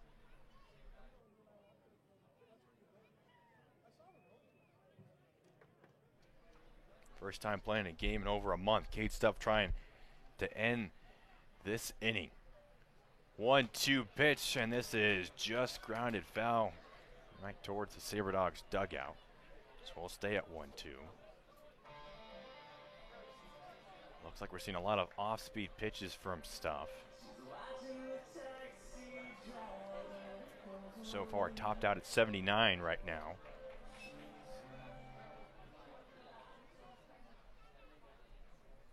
So Anderson settles back in. Buckle on second. Breedwell on first. 1-2, ball in the dirt. Driggs blocks it. Able to get to it quickly enough to keep the runners from moving over. So 2-2.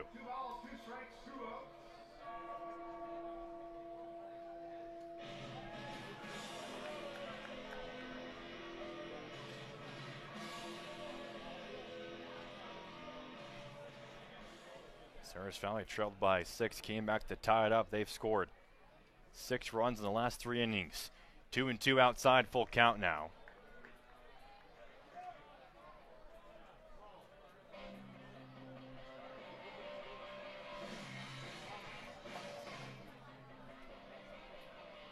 One ball away from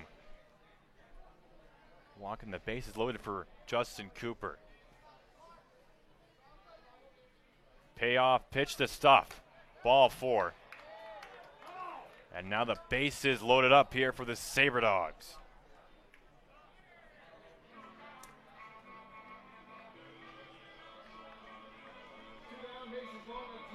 Five walks for them tonight. And Justin Cooper, who has one of those walks, 2 singles as well, 2 RBIs, a run. 2 for 3 overall. Base set. Could put the SaberDogs in front for the first time tonight.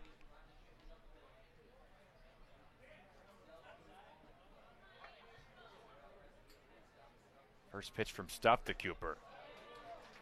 And he swings through. Looks like a slider there for strike 1.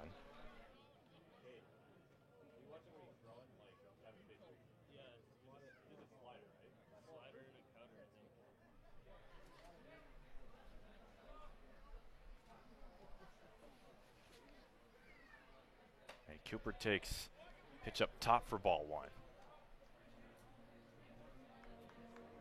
Looks like a mix of a cutter and a slider from Stuff on the mound.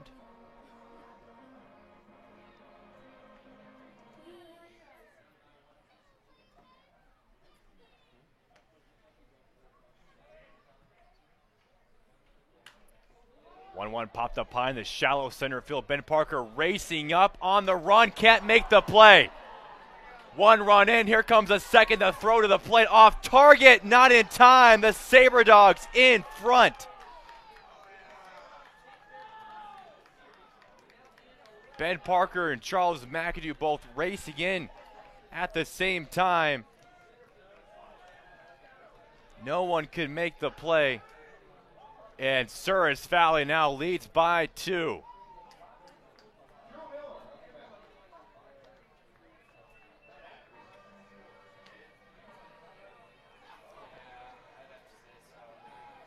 McAdoo and Parker going back and forth. Maybe a bit of miscommunication. Either way, Sarahs Valley in front for the first time, 11-9. At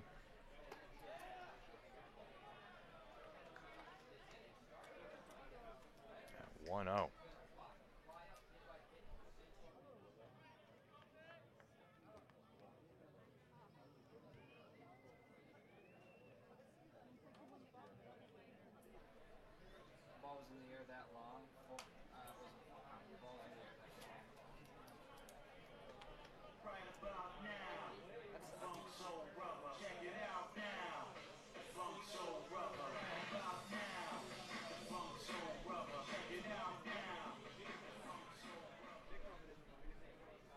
So 1-1 count for Drew Miller.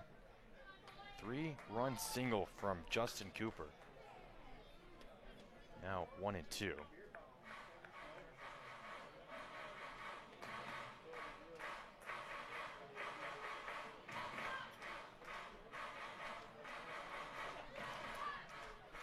Miller 1 for 3 tonight, had that RBI double in the 5th.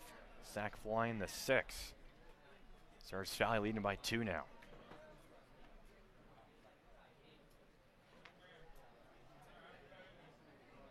One and two, ripped to right field. McAdoo going back to the warning track. That ball hitting with the wall. Here comes Cooper. RBI double. And Surge Valley 5 runs now here in this 7th.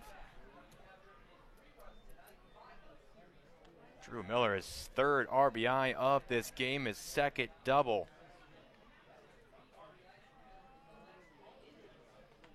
And Justin Cooper, his 2nd run. And now Alan Greer, the 9th batter to the plate here against Kate Stuff. As looks like Chandler Ibach warming up for the Sasquatch in their bullpen.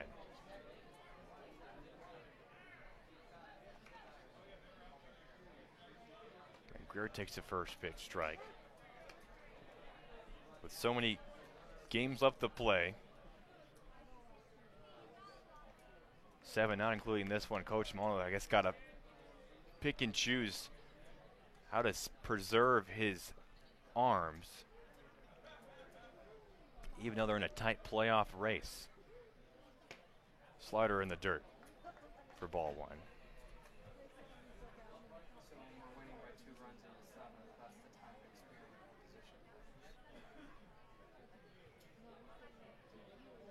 position. 1 ball, 1 strike here, the Greer. 1 for 4 the night, pair of strikeouts.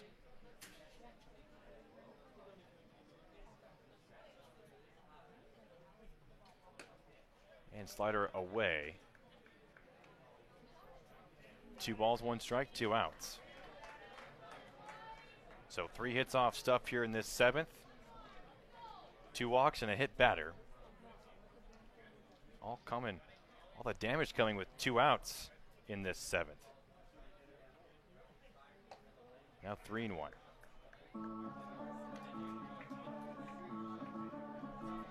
And Ibach out of the bullpen now.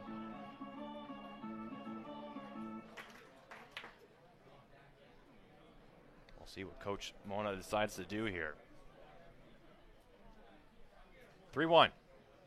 Greer into right field. McAdoo underneath it, and that does it. 5 runs in the top half. Surge Valley leading for the first time, 12-9.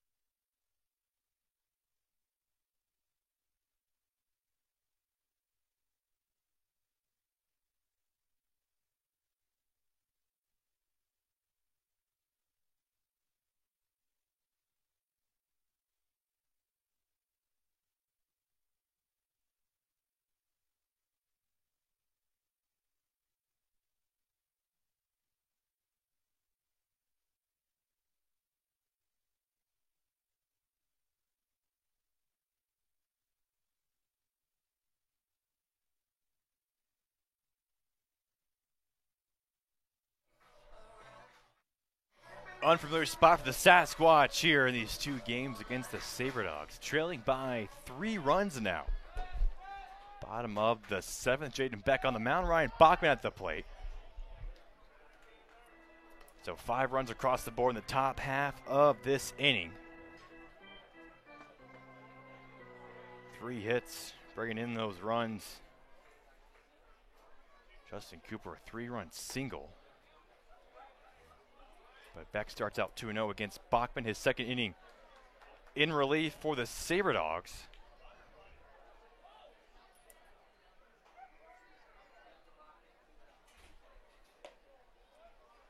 And now 3-0.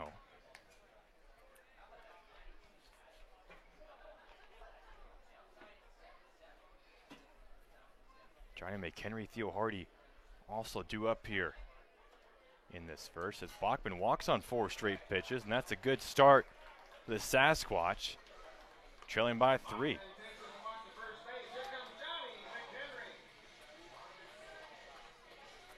Now walked 9 times against the SaberDogs, 2 against Jaden Beck. Gave up 2 runs in the 6th, only 1 was earned. RBI double to Matt Crossley.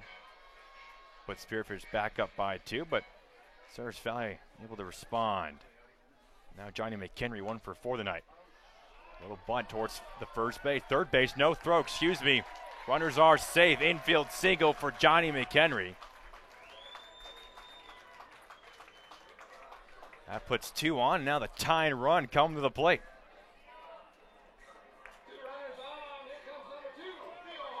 So Theo Hardy 1 for 2, a single in the 4th. 2 walks, 3 runs.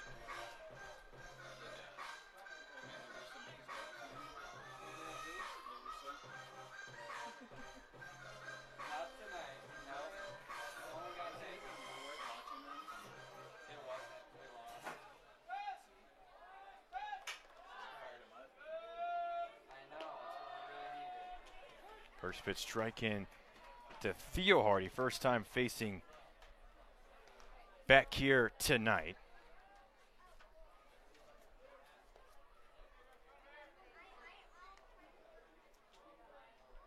Went 0 for 1 against him back on June 4th. Pitch well outside. Good job by Hannigan to catch that. So 1-1. Ben Parker due up after Hardy. Charles McAdoo in the hole. 2 on, no outs. This is the time for the Sasquatch to pull back in this game. Hardy shows bunt and fouls that one off. 1-2.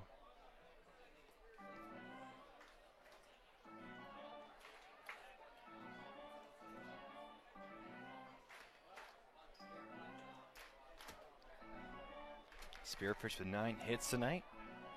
9 runs. Sarah's Valley 13 hits, 12 runs. In this series, SaberDogs have scored more runs and have out-hit the Sasquatch yet. Both teams have won 2 games, 1-2. Hardy fouls that one off. We'll stay at 1-2.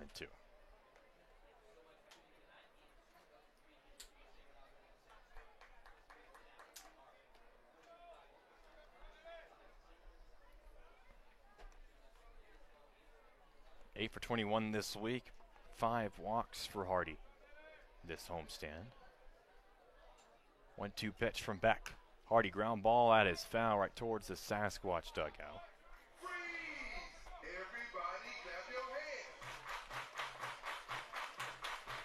Beck a solid 3.02 ERA out of the bullpen.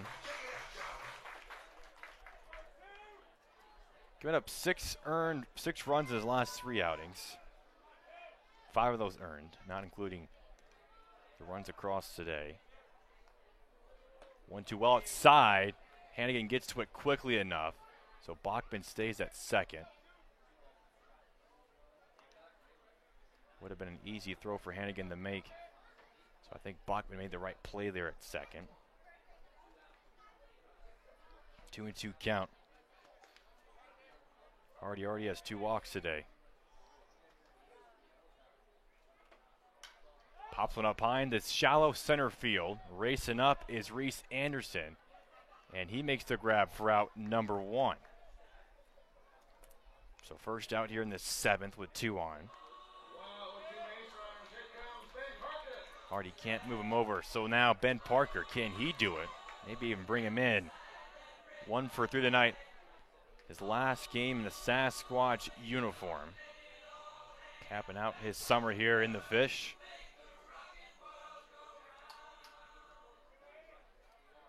Going to end leading this team in batting average, games at bats, runs, hits, doubles, triples, and stolen bases.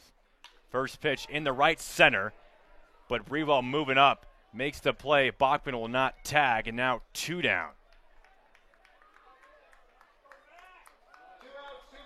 So Jaden Beck able to retire the 2 and 3 hole hitters. Now with 2 outs on the board. 1 out away from getting out of this 7th. Keeping the Saber Dogs in front by 3. We'll see who comes in next for the Sasquatch. Kate Stuff pitched in the 7th. Catcher Chandler Eibach was warming up. McAdoo, 3 walks, a single. First pitch in the right field. This ball going to be fouled off.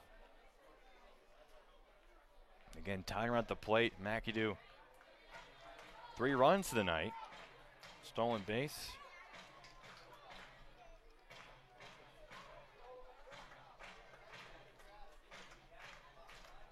Walked against Beck in the 6th inning. Bachman on second. McHenry on first.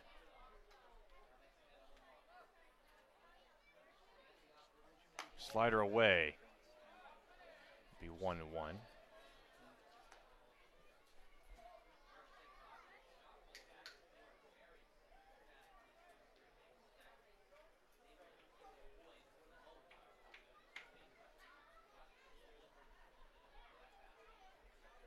And now Beck sets 1-1. McAdoo pops it up in the right field. Brevall moving back. And that caps off this 7th. The first 2 batters get on base, but Jaden Beck able to retire Theo Hardy, Ben Parker, and Charles McAdoo. 2 innings left to go in this one. Ceres Valley leads 12-9.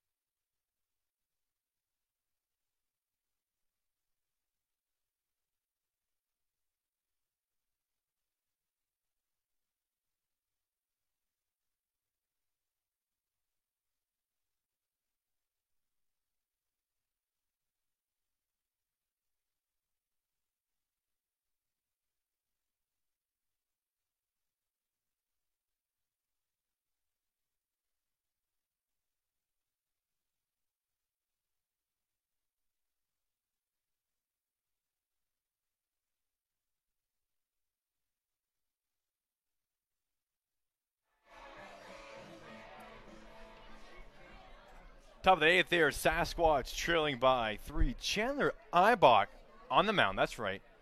Chandler Eibach pitching here for the first time this summer. Moretto fouls off the first pitch. Eibach has not pitched at Concordia St. Paul. Of course, he's a catcher. Last time he's pitched, possibly in high school. Doesn't have any high school stats at Fargo North. Cade Stuff came in the 7th inning. Gave up 5 runs that have the Sabre Dogs in front. And now 1-1 to Moretto, who is 0 for 3 tonight. Spearfish led this game 6-2, 7-2 at one point, but Souris Valley with 10 runs in the last 3 innings have them in front, 12-9, with the Fremont Moo losing tonight. Sasquatch in danger of falling a game back as they reach the final 7 games going into tomorrow.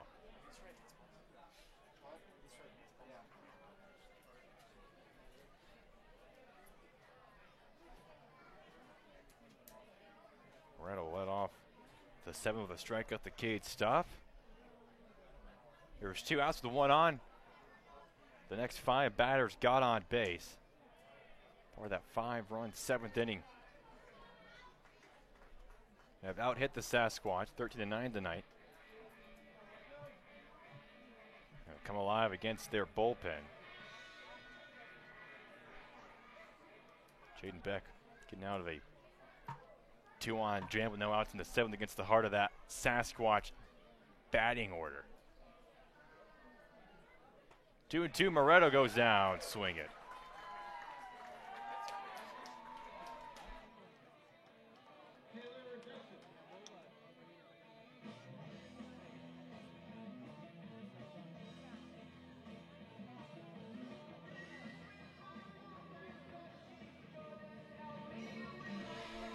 One down, Taylor Justice at the plate. So this might just be deja vu from that 7th. So Moretto led off, struck out to Cade Stuff. Now Justice walked right after that. So let's see what happens here facing Chandler Eibach.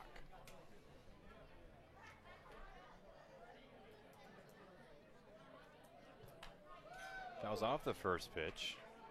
Souris Valley had 2 positional players pitch yesterday. 11-4 loss. Now it's time for the Sasquatch to throw in positional players. Spearfish will have 2 more chances to bat, of course. Trailing by just 3.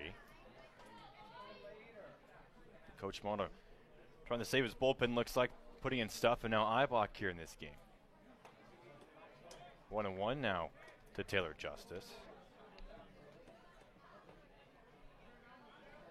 So at 12-5 is officially the final score in that Fremont Moo Pierre Trappers game. Meanwhile, the Big Six and the Tommyknockers tied up at 7 now. Bottom of the 7th in that one at 3 Legends Field.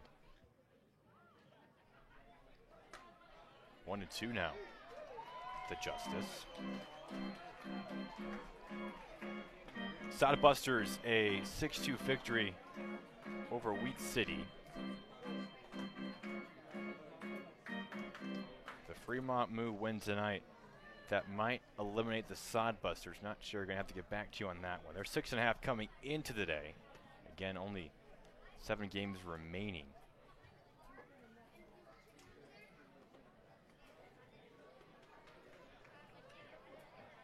They have played 1 more game than the Fremont Moo, so they only have 6 games remaining. So I believe that does officially eliminate the Sodbusters from the playoffs. You know, the Sunfish trailing 5-9 to the Horseheads. They're 4.5 back. That result holds, they'll be 5.5 back. And their magic number for elimination would be down to 1. Spuds trailing 6-8 to the Pios, top of the 9th. They led in that game early on. They're 3.5 back. 1.5 back from the Tommyknockers, which would increase to 2.5 if Mining City pulls out the win. So right now the Spuds Fans of the big sticks. Also helps if they can win. As we come down to about a week left. 2-2 Ibach, back-to-back strikeouts.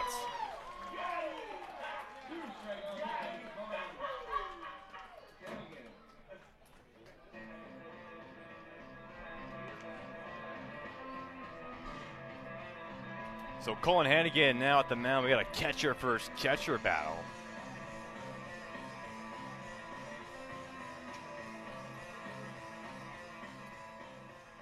Hannigan 2 for 4 here tonight. Flat out to right field against Cade Stuff in that 7th, and he takes one in the back. And as Hannigan walks the first, Ibach tells him sorry.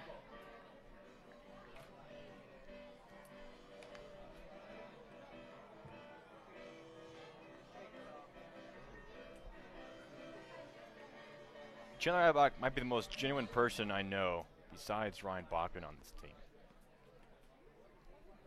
If you've been able to listen to any of our Speaking with Sasquatch podcasts, one of the questions I asked the guys is, who on the team would you want your daughter of the day? And 2 answers I get the most are Ryan Bachman and Chandler Ibach. Also Cade Stuff.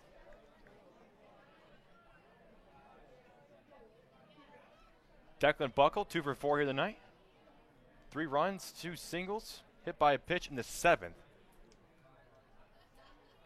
That put 2 on, and then Jared Brewald, RBI single after that. Here's the bunt right to Ibach. They'll throw the first base in time. Chandler Ibach only will face 4 batters in this 8th. Sasquatch trailing by 3, looking for another comeback. They have 6 more outs offensively.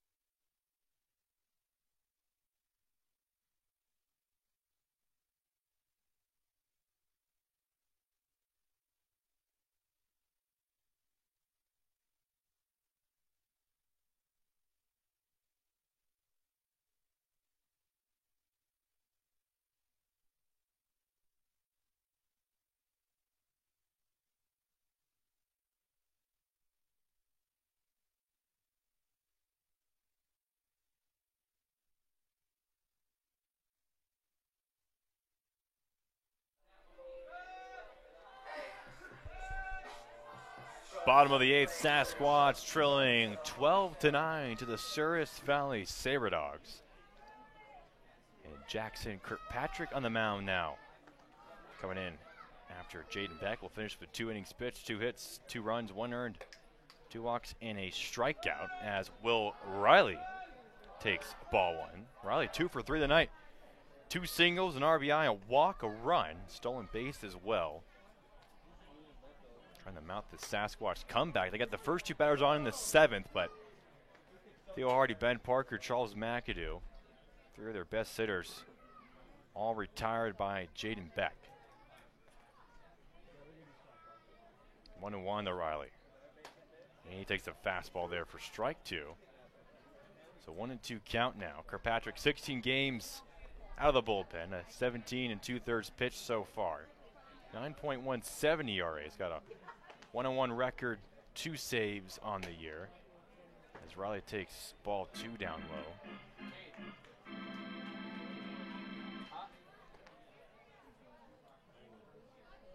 Throwing low 90s right now, 91.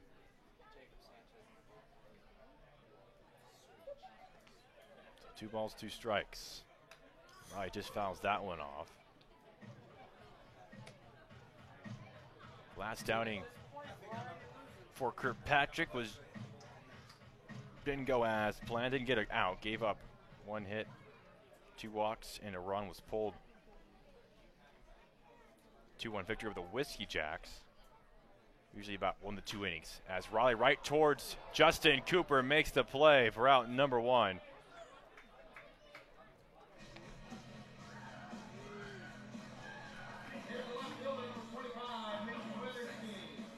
And now 1 down, and Nicky Winterstein at the plate.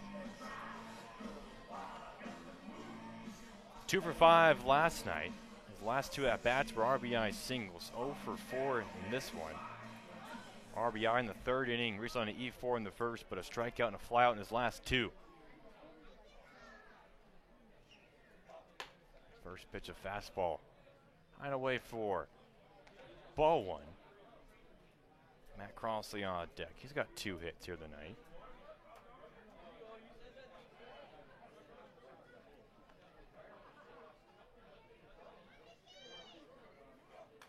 And we're seeing fouls off that one, 1-1 now.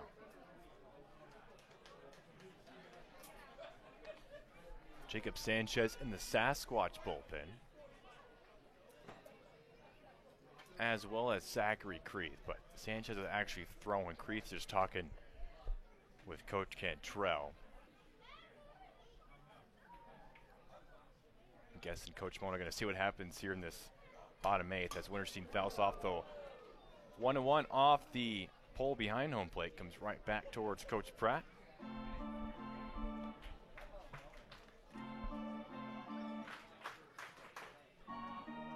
Sanchez hasn't pitched either this year. He'll be going up against the 8, 9, and 1-hole hitters if he does come in that 9th inning. 1-2. Ooh, Winterstein takes ball 2, 2-2.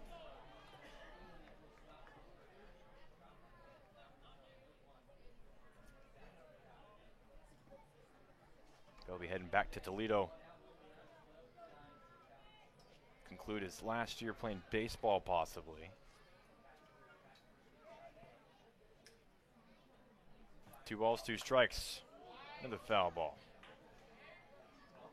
Good at bat here for Winterstein.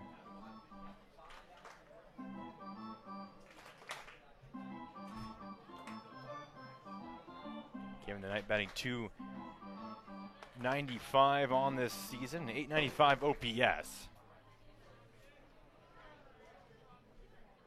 You can find Nicky always playing with some kid after a game. Takes ball 3.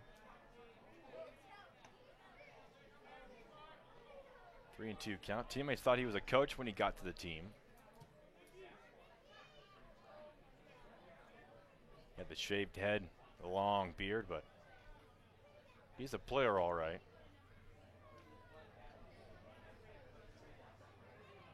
Been a fun personality to the Sasquatch team. 3-2. Winterstein right towards the third baseman. Moretto makes the play.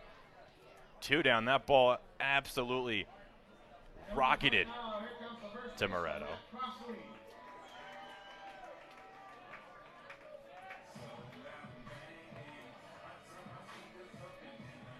And Winterstein had a conversation with someone over at Surfs Valley.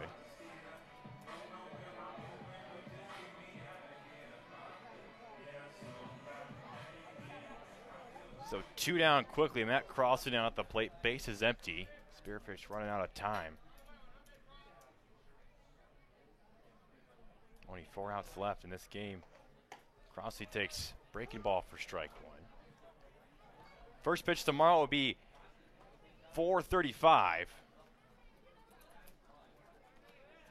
Game 3.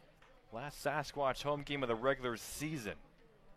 So look forward to broadcasting that one. Crossley, a ground ball right towards the pitcher. Left over the first base. 1, 2, 3 for Jackson Kirkpatrick. The 9th inning coming up. Spearfish trailing by 3. End of the 8th inning, that's time.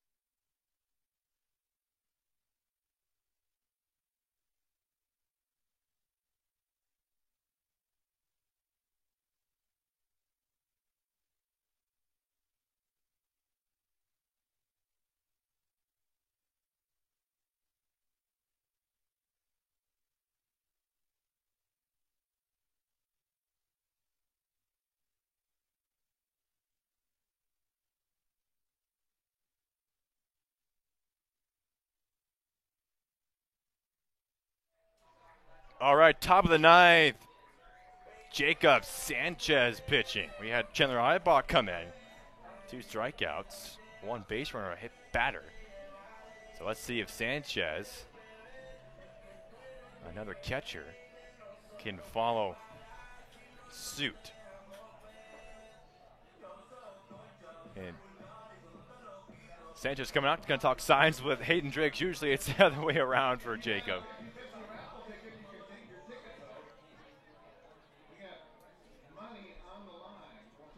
So a couple guys who probably haven't pitched since high school, maybe before then, if that. Pitching the last 2, and Sanchez sells one over the head of Jared Breedwell.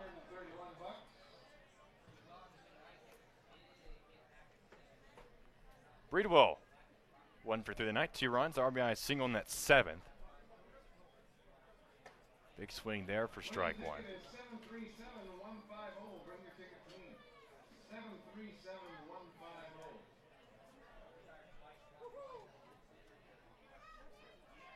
Brought in the first run, that 7th inning, part of that 5-run stretch. That put the Sabre Dogs in front. This guy thinks he won. Sasquatch haven't scored in the last 2 innings after putting up 9 here tonight. 1-2 now to Breedwell. This one popped up foul towards the Sasquatch bullpen. We'll stay at 1-2.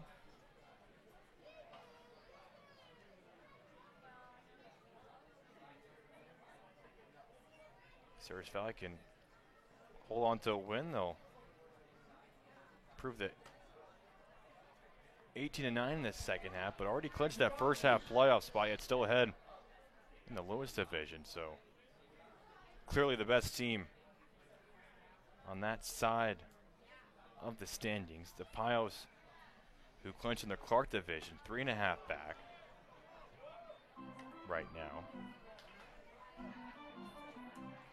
The Fremont Mood started off insanely hot in that first half, kind of faltered down the stretch, didn't clinch, and if this result holds, they'll go back to a game up over the Sasquatch. Sanchez strikes out. Breedwell looking. Next up is the center fielder, Reese Anderson. Ladies and gentlemen, welcome to the main event. Now Reese Anderson. He's been on base all 4 times tonight. 2 walks, 2 singles, 3 runs.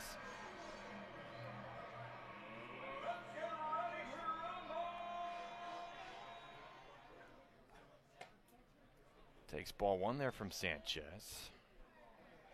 Sanchez heading back home to San Juan on Monday. Getting ready for the next season at University of Texas, Rio Grande Valley.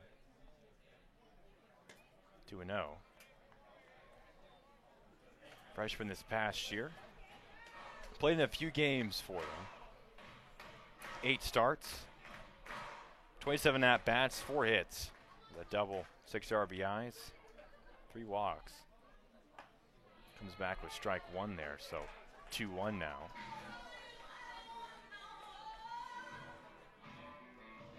Had his college teammate RJ Galvin up here for a couple weeks. Handful of UT RGV guys in this league. A little blooper in the right field. That gets through. Reese Anderson, 5 plate appearances. Been on base all 5 times. He's now 3 for 3. Here comes Justice Cooper. And now Justin Cooper at the plate. Cooper grounded out to second base in the first, but ever since then, 3 hits and a walk. Had that 3-run single in the 7th, a high fly ball in the center field. And that completely changed this game. Cleared the bases, put the Sabre Dogs in front by a run. By 2 runs, rather. He takes ball 1. So 5 RBIs tonight for the shortstop.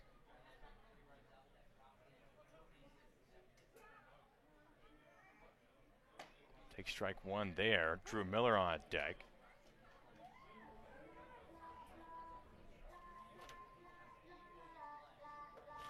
Cooper is an on-base machine so far in these 2 games that I've seen. Got on base in all 5 of his plate appearances yesterday. Had 3 walks, a single. Even got on first after a pass ball and a strikeout. And today, only been retired once. 2-1 from Sanchez. Anderson on first, 1 out here at the top of the 9th. Now 3-1.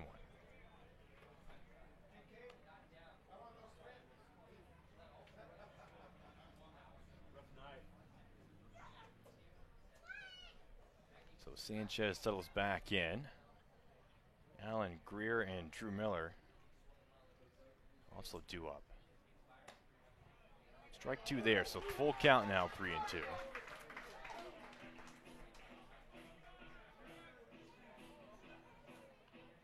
Cooper at Texas Southern University, transferred there from Ranger College. At a 297 at TSU. Runner going to second. This one popped up towards first. Foul ball territory. Crossley can't get to it.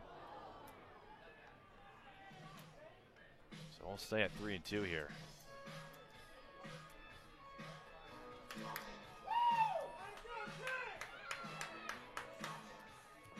Cooper 18 stolen bases at Texas Southern. Has 22 this season. Yet to steal tonight. I don't think Service Valley has attempted the steal yet tonight. 3-2 again.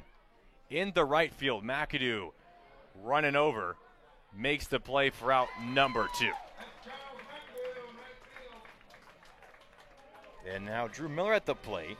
2 doubles, a sac fly tonight. 3 RBIs. Had that home run yesterday.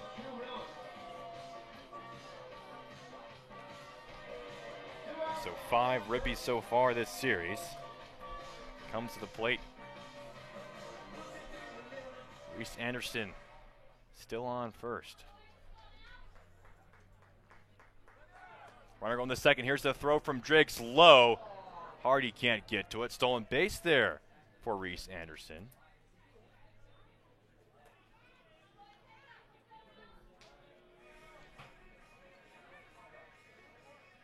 That's their first one of the game.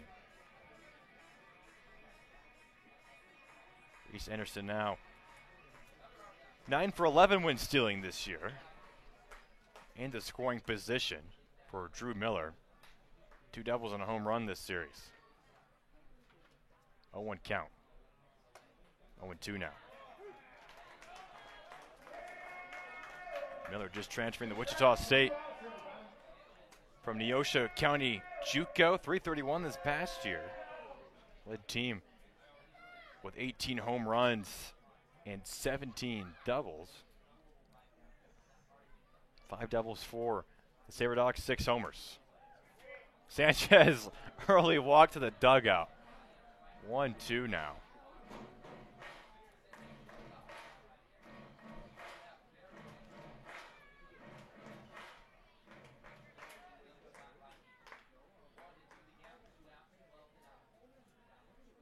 Looking back over at second.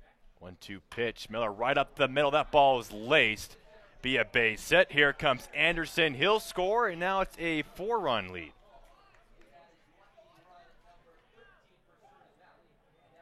Courtesy of Anderson's stolen base.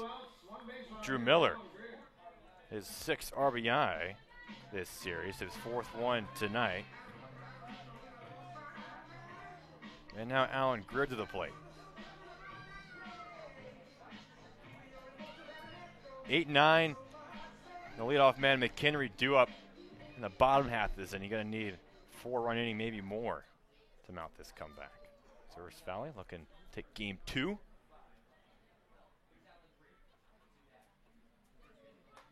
Greer takes ball 1. They win the ninth. Sabre Dogs will clinch at least a tie in this season series. 2-2 through 4 games. As Sanchez looking over the first base. Miller with 23 stolen bags this year.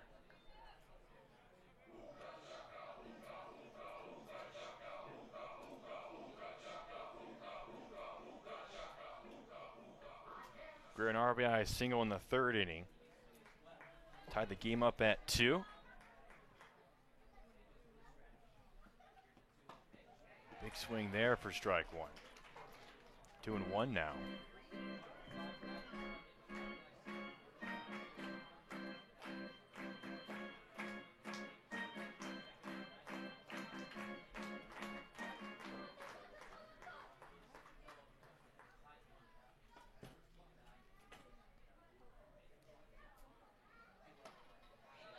And 3-1.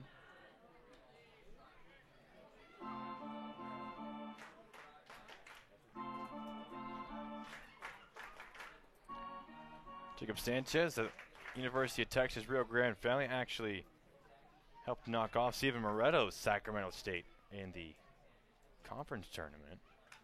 Greer fouls off the 3-1 pitch. 2 outs and a full count. UT RGV will end up losing the Grand Canyon. Grand Canyon has a couple kids at the Tommyknockers.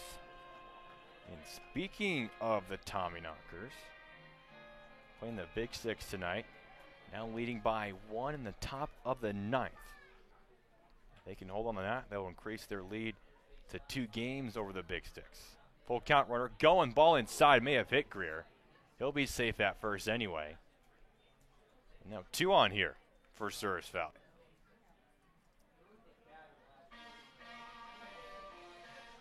Number 25, Steven Moretto. So speaking of Moretto, here he comes. 0 for 4 tonight, RBI sac fly in the 5th. 0 for 2 against the 2 positional players he's faced on the mound. Stefan Eibach striking him out swinging. Now can Sanchez continue that streak? Or can Moretto snap it? Had a leadoff hitting this. Oh, he just beaned by 1, so bases loaded now. Back-to-back batters hit.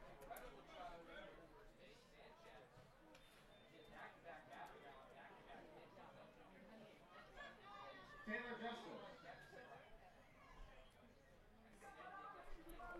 So now Taylor Justice at the plate. Bases loaded.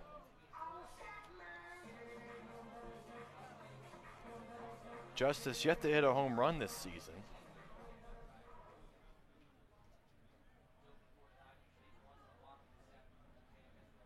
Oh for 4 here tonight.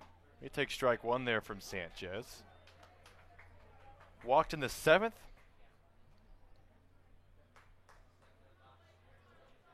Able to score off of Jared Brewell's RBI single. Been quiet besides that. 0-2 now. Fastball there from Sanchez. Now 1 pitch away.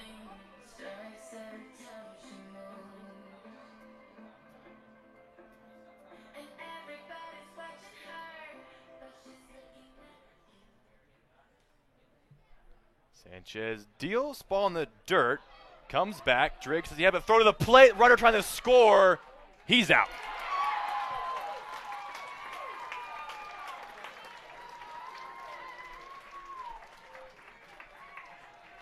Drake's getting an assist from the backstop. That ends the 9th. 1 run across the board. Spearfish needs 4 here. 3 outs left.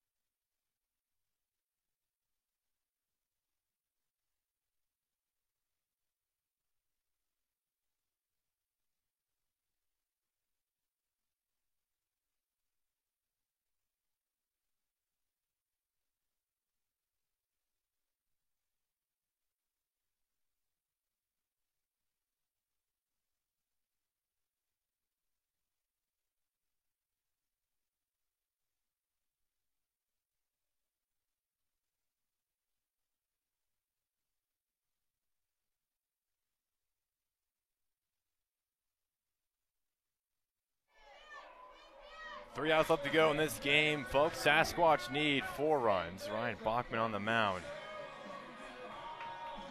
I'm sorry.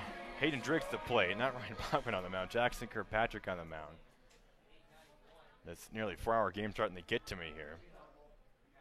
Driggs takes the first pitch up top for ball 1. Kirkpatrick went 1-2-3 in the 8th.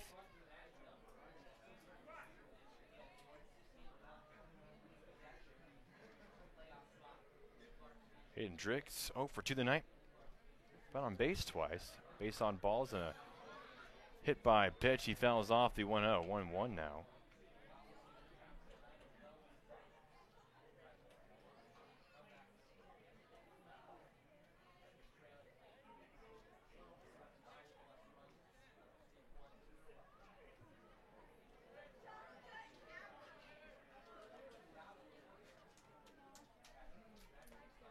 1-1. 2-1 slider low and away. I don't know how Hannigan able to catch that. Shows why he's a D1 catcher at Rice. Go Owls.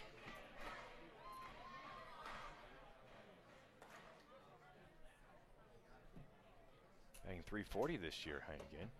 Driggs takes ball 3. Pair of catchers at the home plate right now. Driggs at St. Mary's over in the Western Athletic Conference.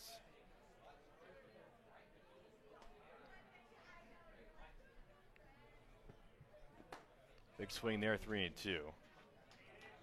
Didn't play this past year at St. Mary's.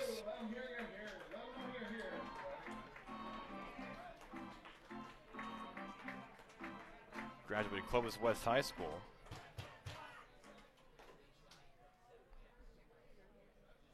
(3-2), that's ball 4. Leadoff walk for Hayden Driggs.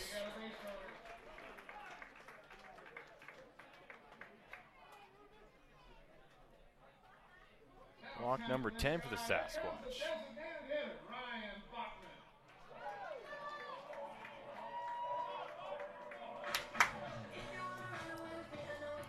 Well, the good news for the Sasquatch is they got a runner on first, no outs. Bad news is that Jackson Kirkpatrick hasn't given up more than 2 earned runs in an inning, 2 runs period, in a game since June 27th. So that's 3, 4, 5, 6, 9 appearances ago. But it has happened. Bachman goes 0-1 in that one. Big swing there. Give up 5 runs in his first outing of the season. That was against the Big Sticks back on June 9th. But since then, done a good job of getting his ERA down. 9.17 in 17 innings pitched. Bachman takes a fastball, 0-2 now. Bachman 0 for 3 with a walk, 2 strikeouts.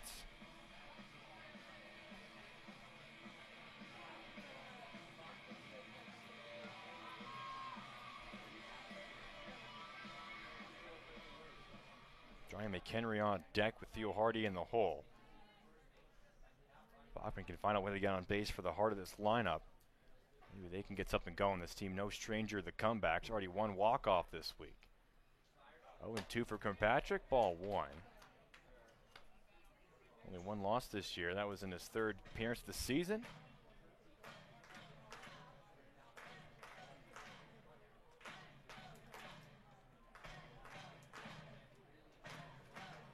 Sunfish walked it off against him in extra innings.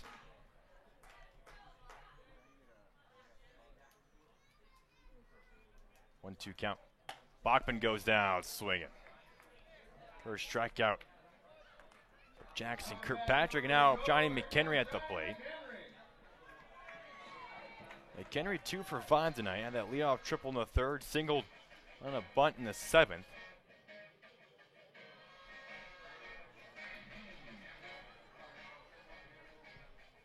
Has Driggs at first. And a fastball outside the belt for ball 1. 4:35 first pitch tomorrow. Game 3. For the Sasquatch hit the road for the final 6 games. 4 against Pierre, 2 against the Whiskey Jacks. 1-0. McHenry fastball gets him swinging. 1-1 now.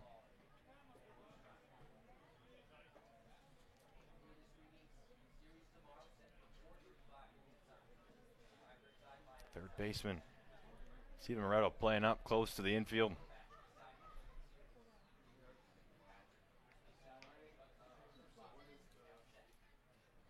One. McHenry takes ball 2, so 2-1 count with Hardy on deck. 1 out here.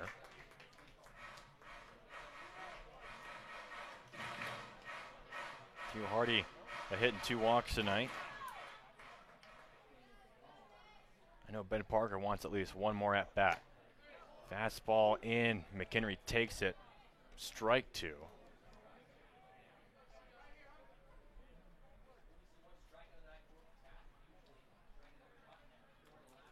Two balls, 2 strikes.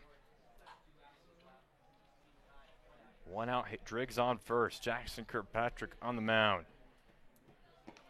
Trying to clinch this victory for the Saber Dogs. 2-2. McHenry goes down swinging. 2 down, the Sasquatch 1 out away from dropping this game. And now Theo Hardy at the plate.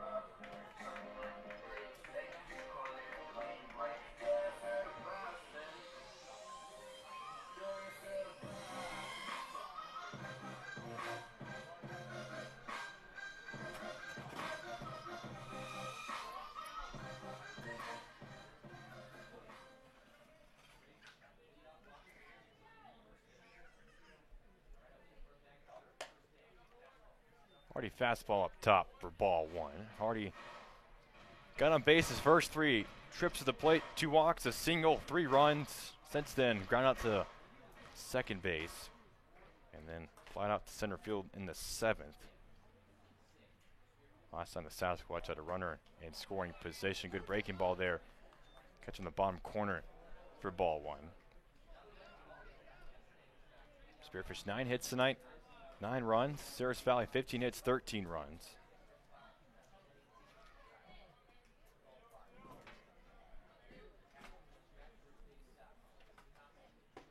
And breaking ball in, strike 2. Saber Dogs had 9 hits last night, but only 4 runs, 6 errors. 4 for them tonight. They have 10. But just 1 strike away from taking game 2. 1-2 pitch. Hardy ground ball to first. That is foul.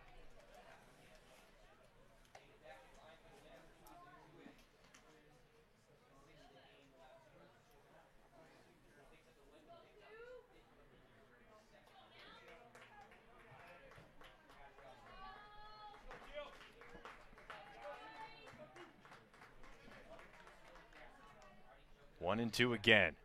Hardy takes one to his shoulder, falls down. Oh, man. Looks to be okay. He gets up. Shakes off the dust. Heads to first. Already has a broken nose. Wearing a protective mask over that. Looks to be okay. Trying to shake it off. Heads to first.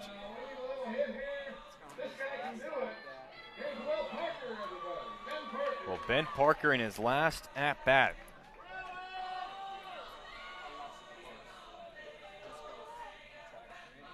One double, a walk tonight, 1 for 4.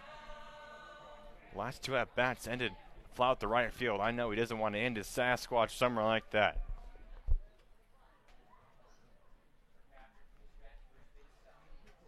First pitch, thought about it. Said takes ball 1. Parker hit for the cycle this year. Hit a grand slam. Had a great season with Spearfish. Heading back to Whitman. 1-0 up top, 2-0 now. And here comes Cole Hennigan out to the mound. Trying to make sure Kirkpatrick's okay here. This pitch 1 2/3. Hasn't got up a hit yet. 2 base runners all in this 9th. That leadoff walk and then hitting Theo Hardy.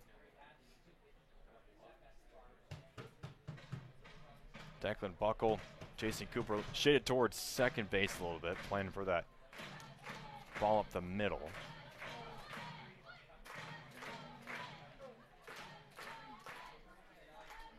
Alan Greer playing pretty far back left. Parker takes ball 3. All right, 3-0 count. Kirkpatrick throws a fastball in the low 90s. Are you taking Parker? Or do you have your green light? 3-0. And Parker takes ball 4, and in his last plate appearance, gets on base. And that brings the tying run to the plate, Charles McAdoo.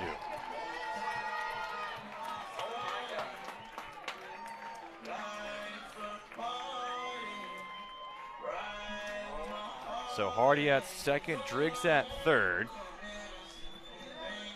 Charles McAdoo, 3 walks tonight, 1 for 2, 3 runs, had a single and a stolen base in the first. And here comes Surge Valley out. They do have some movement in their bullpen. Are they going to go to the pin here? Looks like Aaron Sufal warming up for Surge Valley. They're going to go to Sufal here.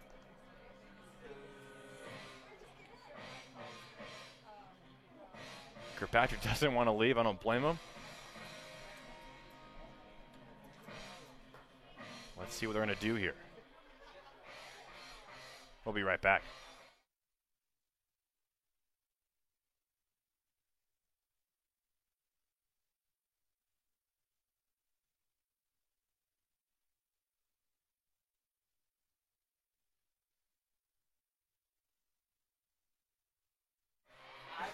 So Kirkpatrick going to stay in here for Charles McAdoo.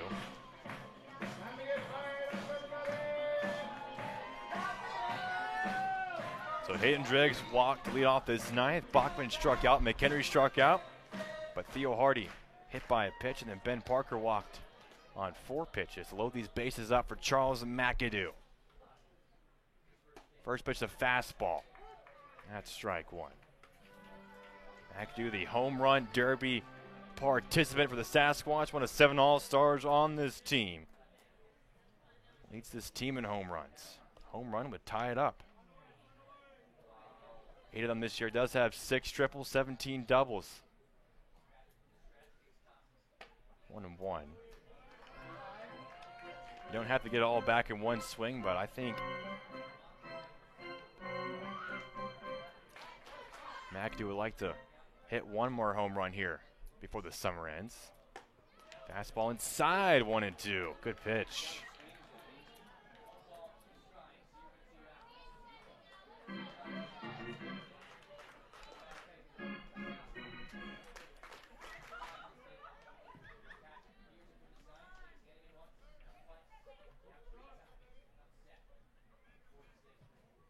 One and 2.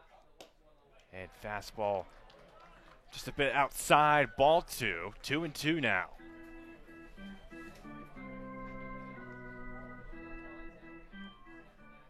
McAdoo a single in the first. Tying to run at the plate. 2-2 pitch, 2 outs. McAdoo in the center field. That ball will drop down. Driggs will score. Here comes Hardy around. And Charles McAdoo a 2-run single. And the Sasquatch within 2.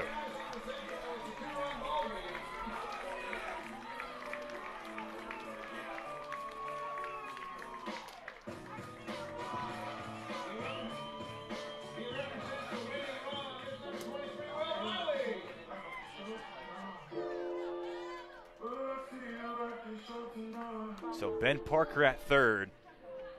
The tying run at first is McAdoo. The go-ahead run, the winning run is Will Riley at the plate. 0 for 1 against Kirkpatrick here tonight. First pitch fastball right down Main Street for strike 1. Riley 2 hits here tonight, 2 for 4. 2 RBIs, a walk, a run, a stolen base. Oregon grad transfer. Off-speed pitch up top for ball 1. Sufal warming up in the Sabre Dogs bullpen.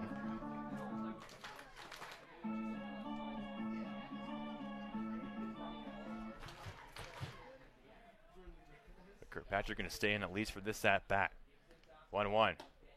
Fastball, ooh, inside, misses. Ball 2. Riley with 1 walk today. Had a double yesterday, a 2-run single in the 5th. 2-1 to him. Up the middle, Cooper gonna try to get to it over the second base, and that does it. Surge Valley hangs on for a 13-11 victory. Taking game 2. And the Sasquatch will fall to a game back behind the Fremont move.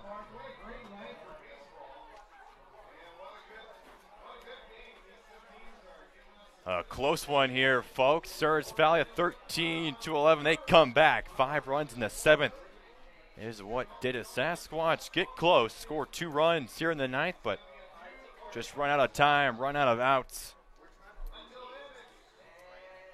They fall to 39-18, 18-9 in the second half, and their 6-game win streak snapped by the Saradogs. And now both teams will face off tomorrow for Game 3, 4:35 first pitch, to decide who wins not only the season series, but also this 3-game series, the rubber match.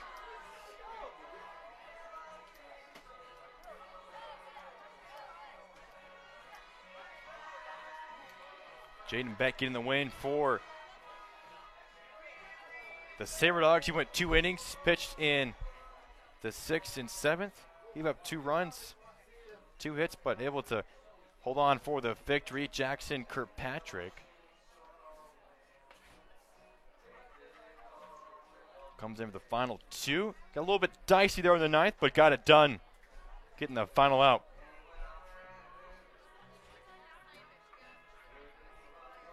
Yeah, Spearfish looks to come back tomorrow. And pull back. Fremont Moo again won tonight. They've won their last 2 against the Pierre Trappers. So they're at 19-8. Spearfish 18-9. As we'll turn our attention tomorrow, 4:35. It's the home finale for the Sasquatch. Their last game of the regular season. 4:35 first pitch for Game 3. Thank you for joining us here in the Sasquatch Network. Cameron Parker here on the call. Hope you enjoyed tonight's game. And until tomorrow, remember to always crack on.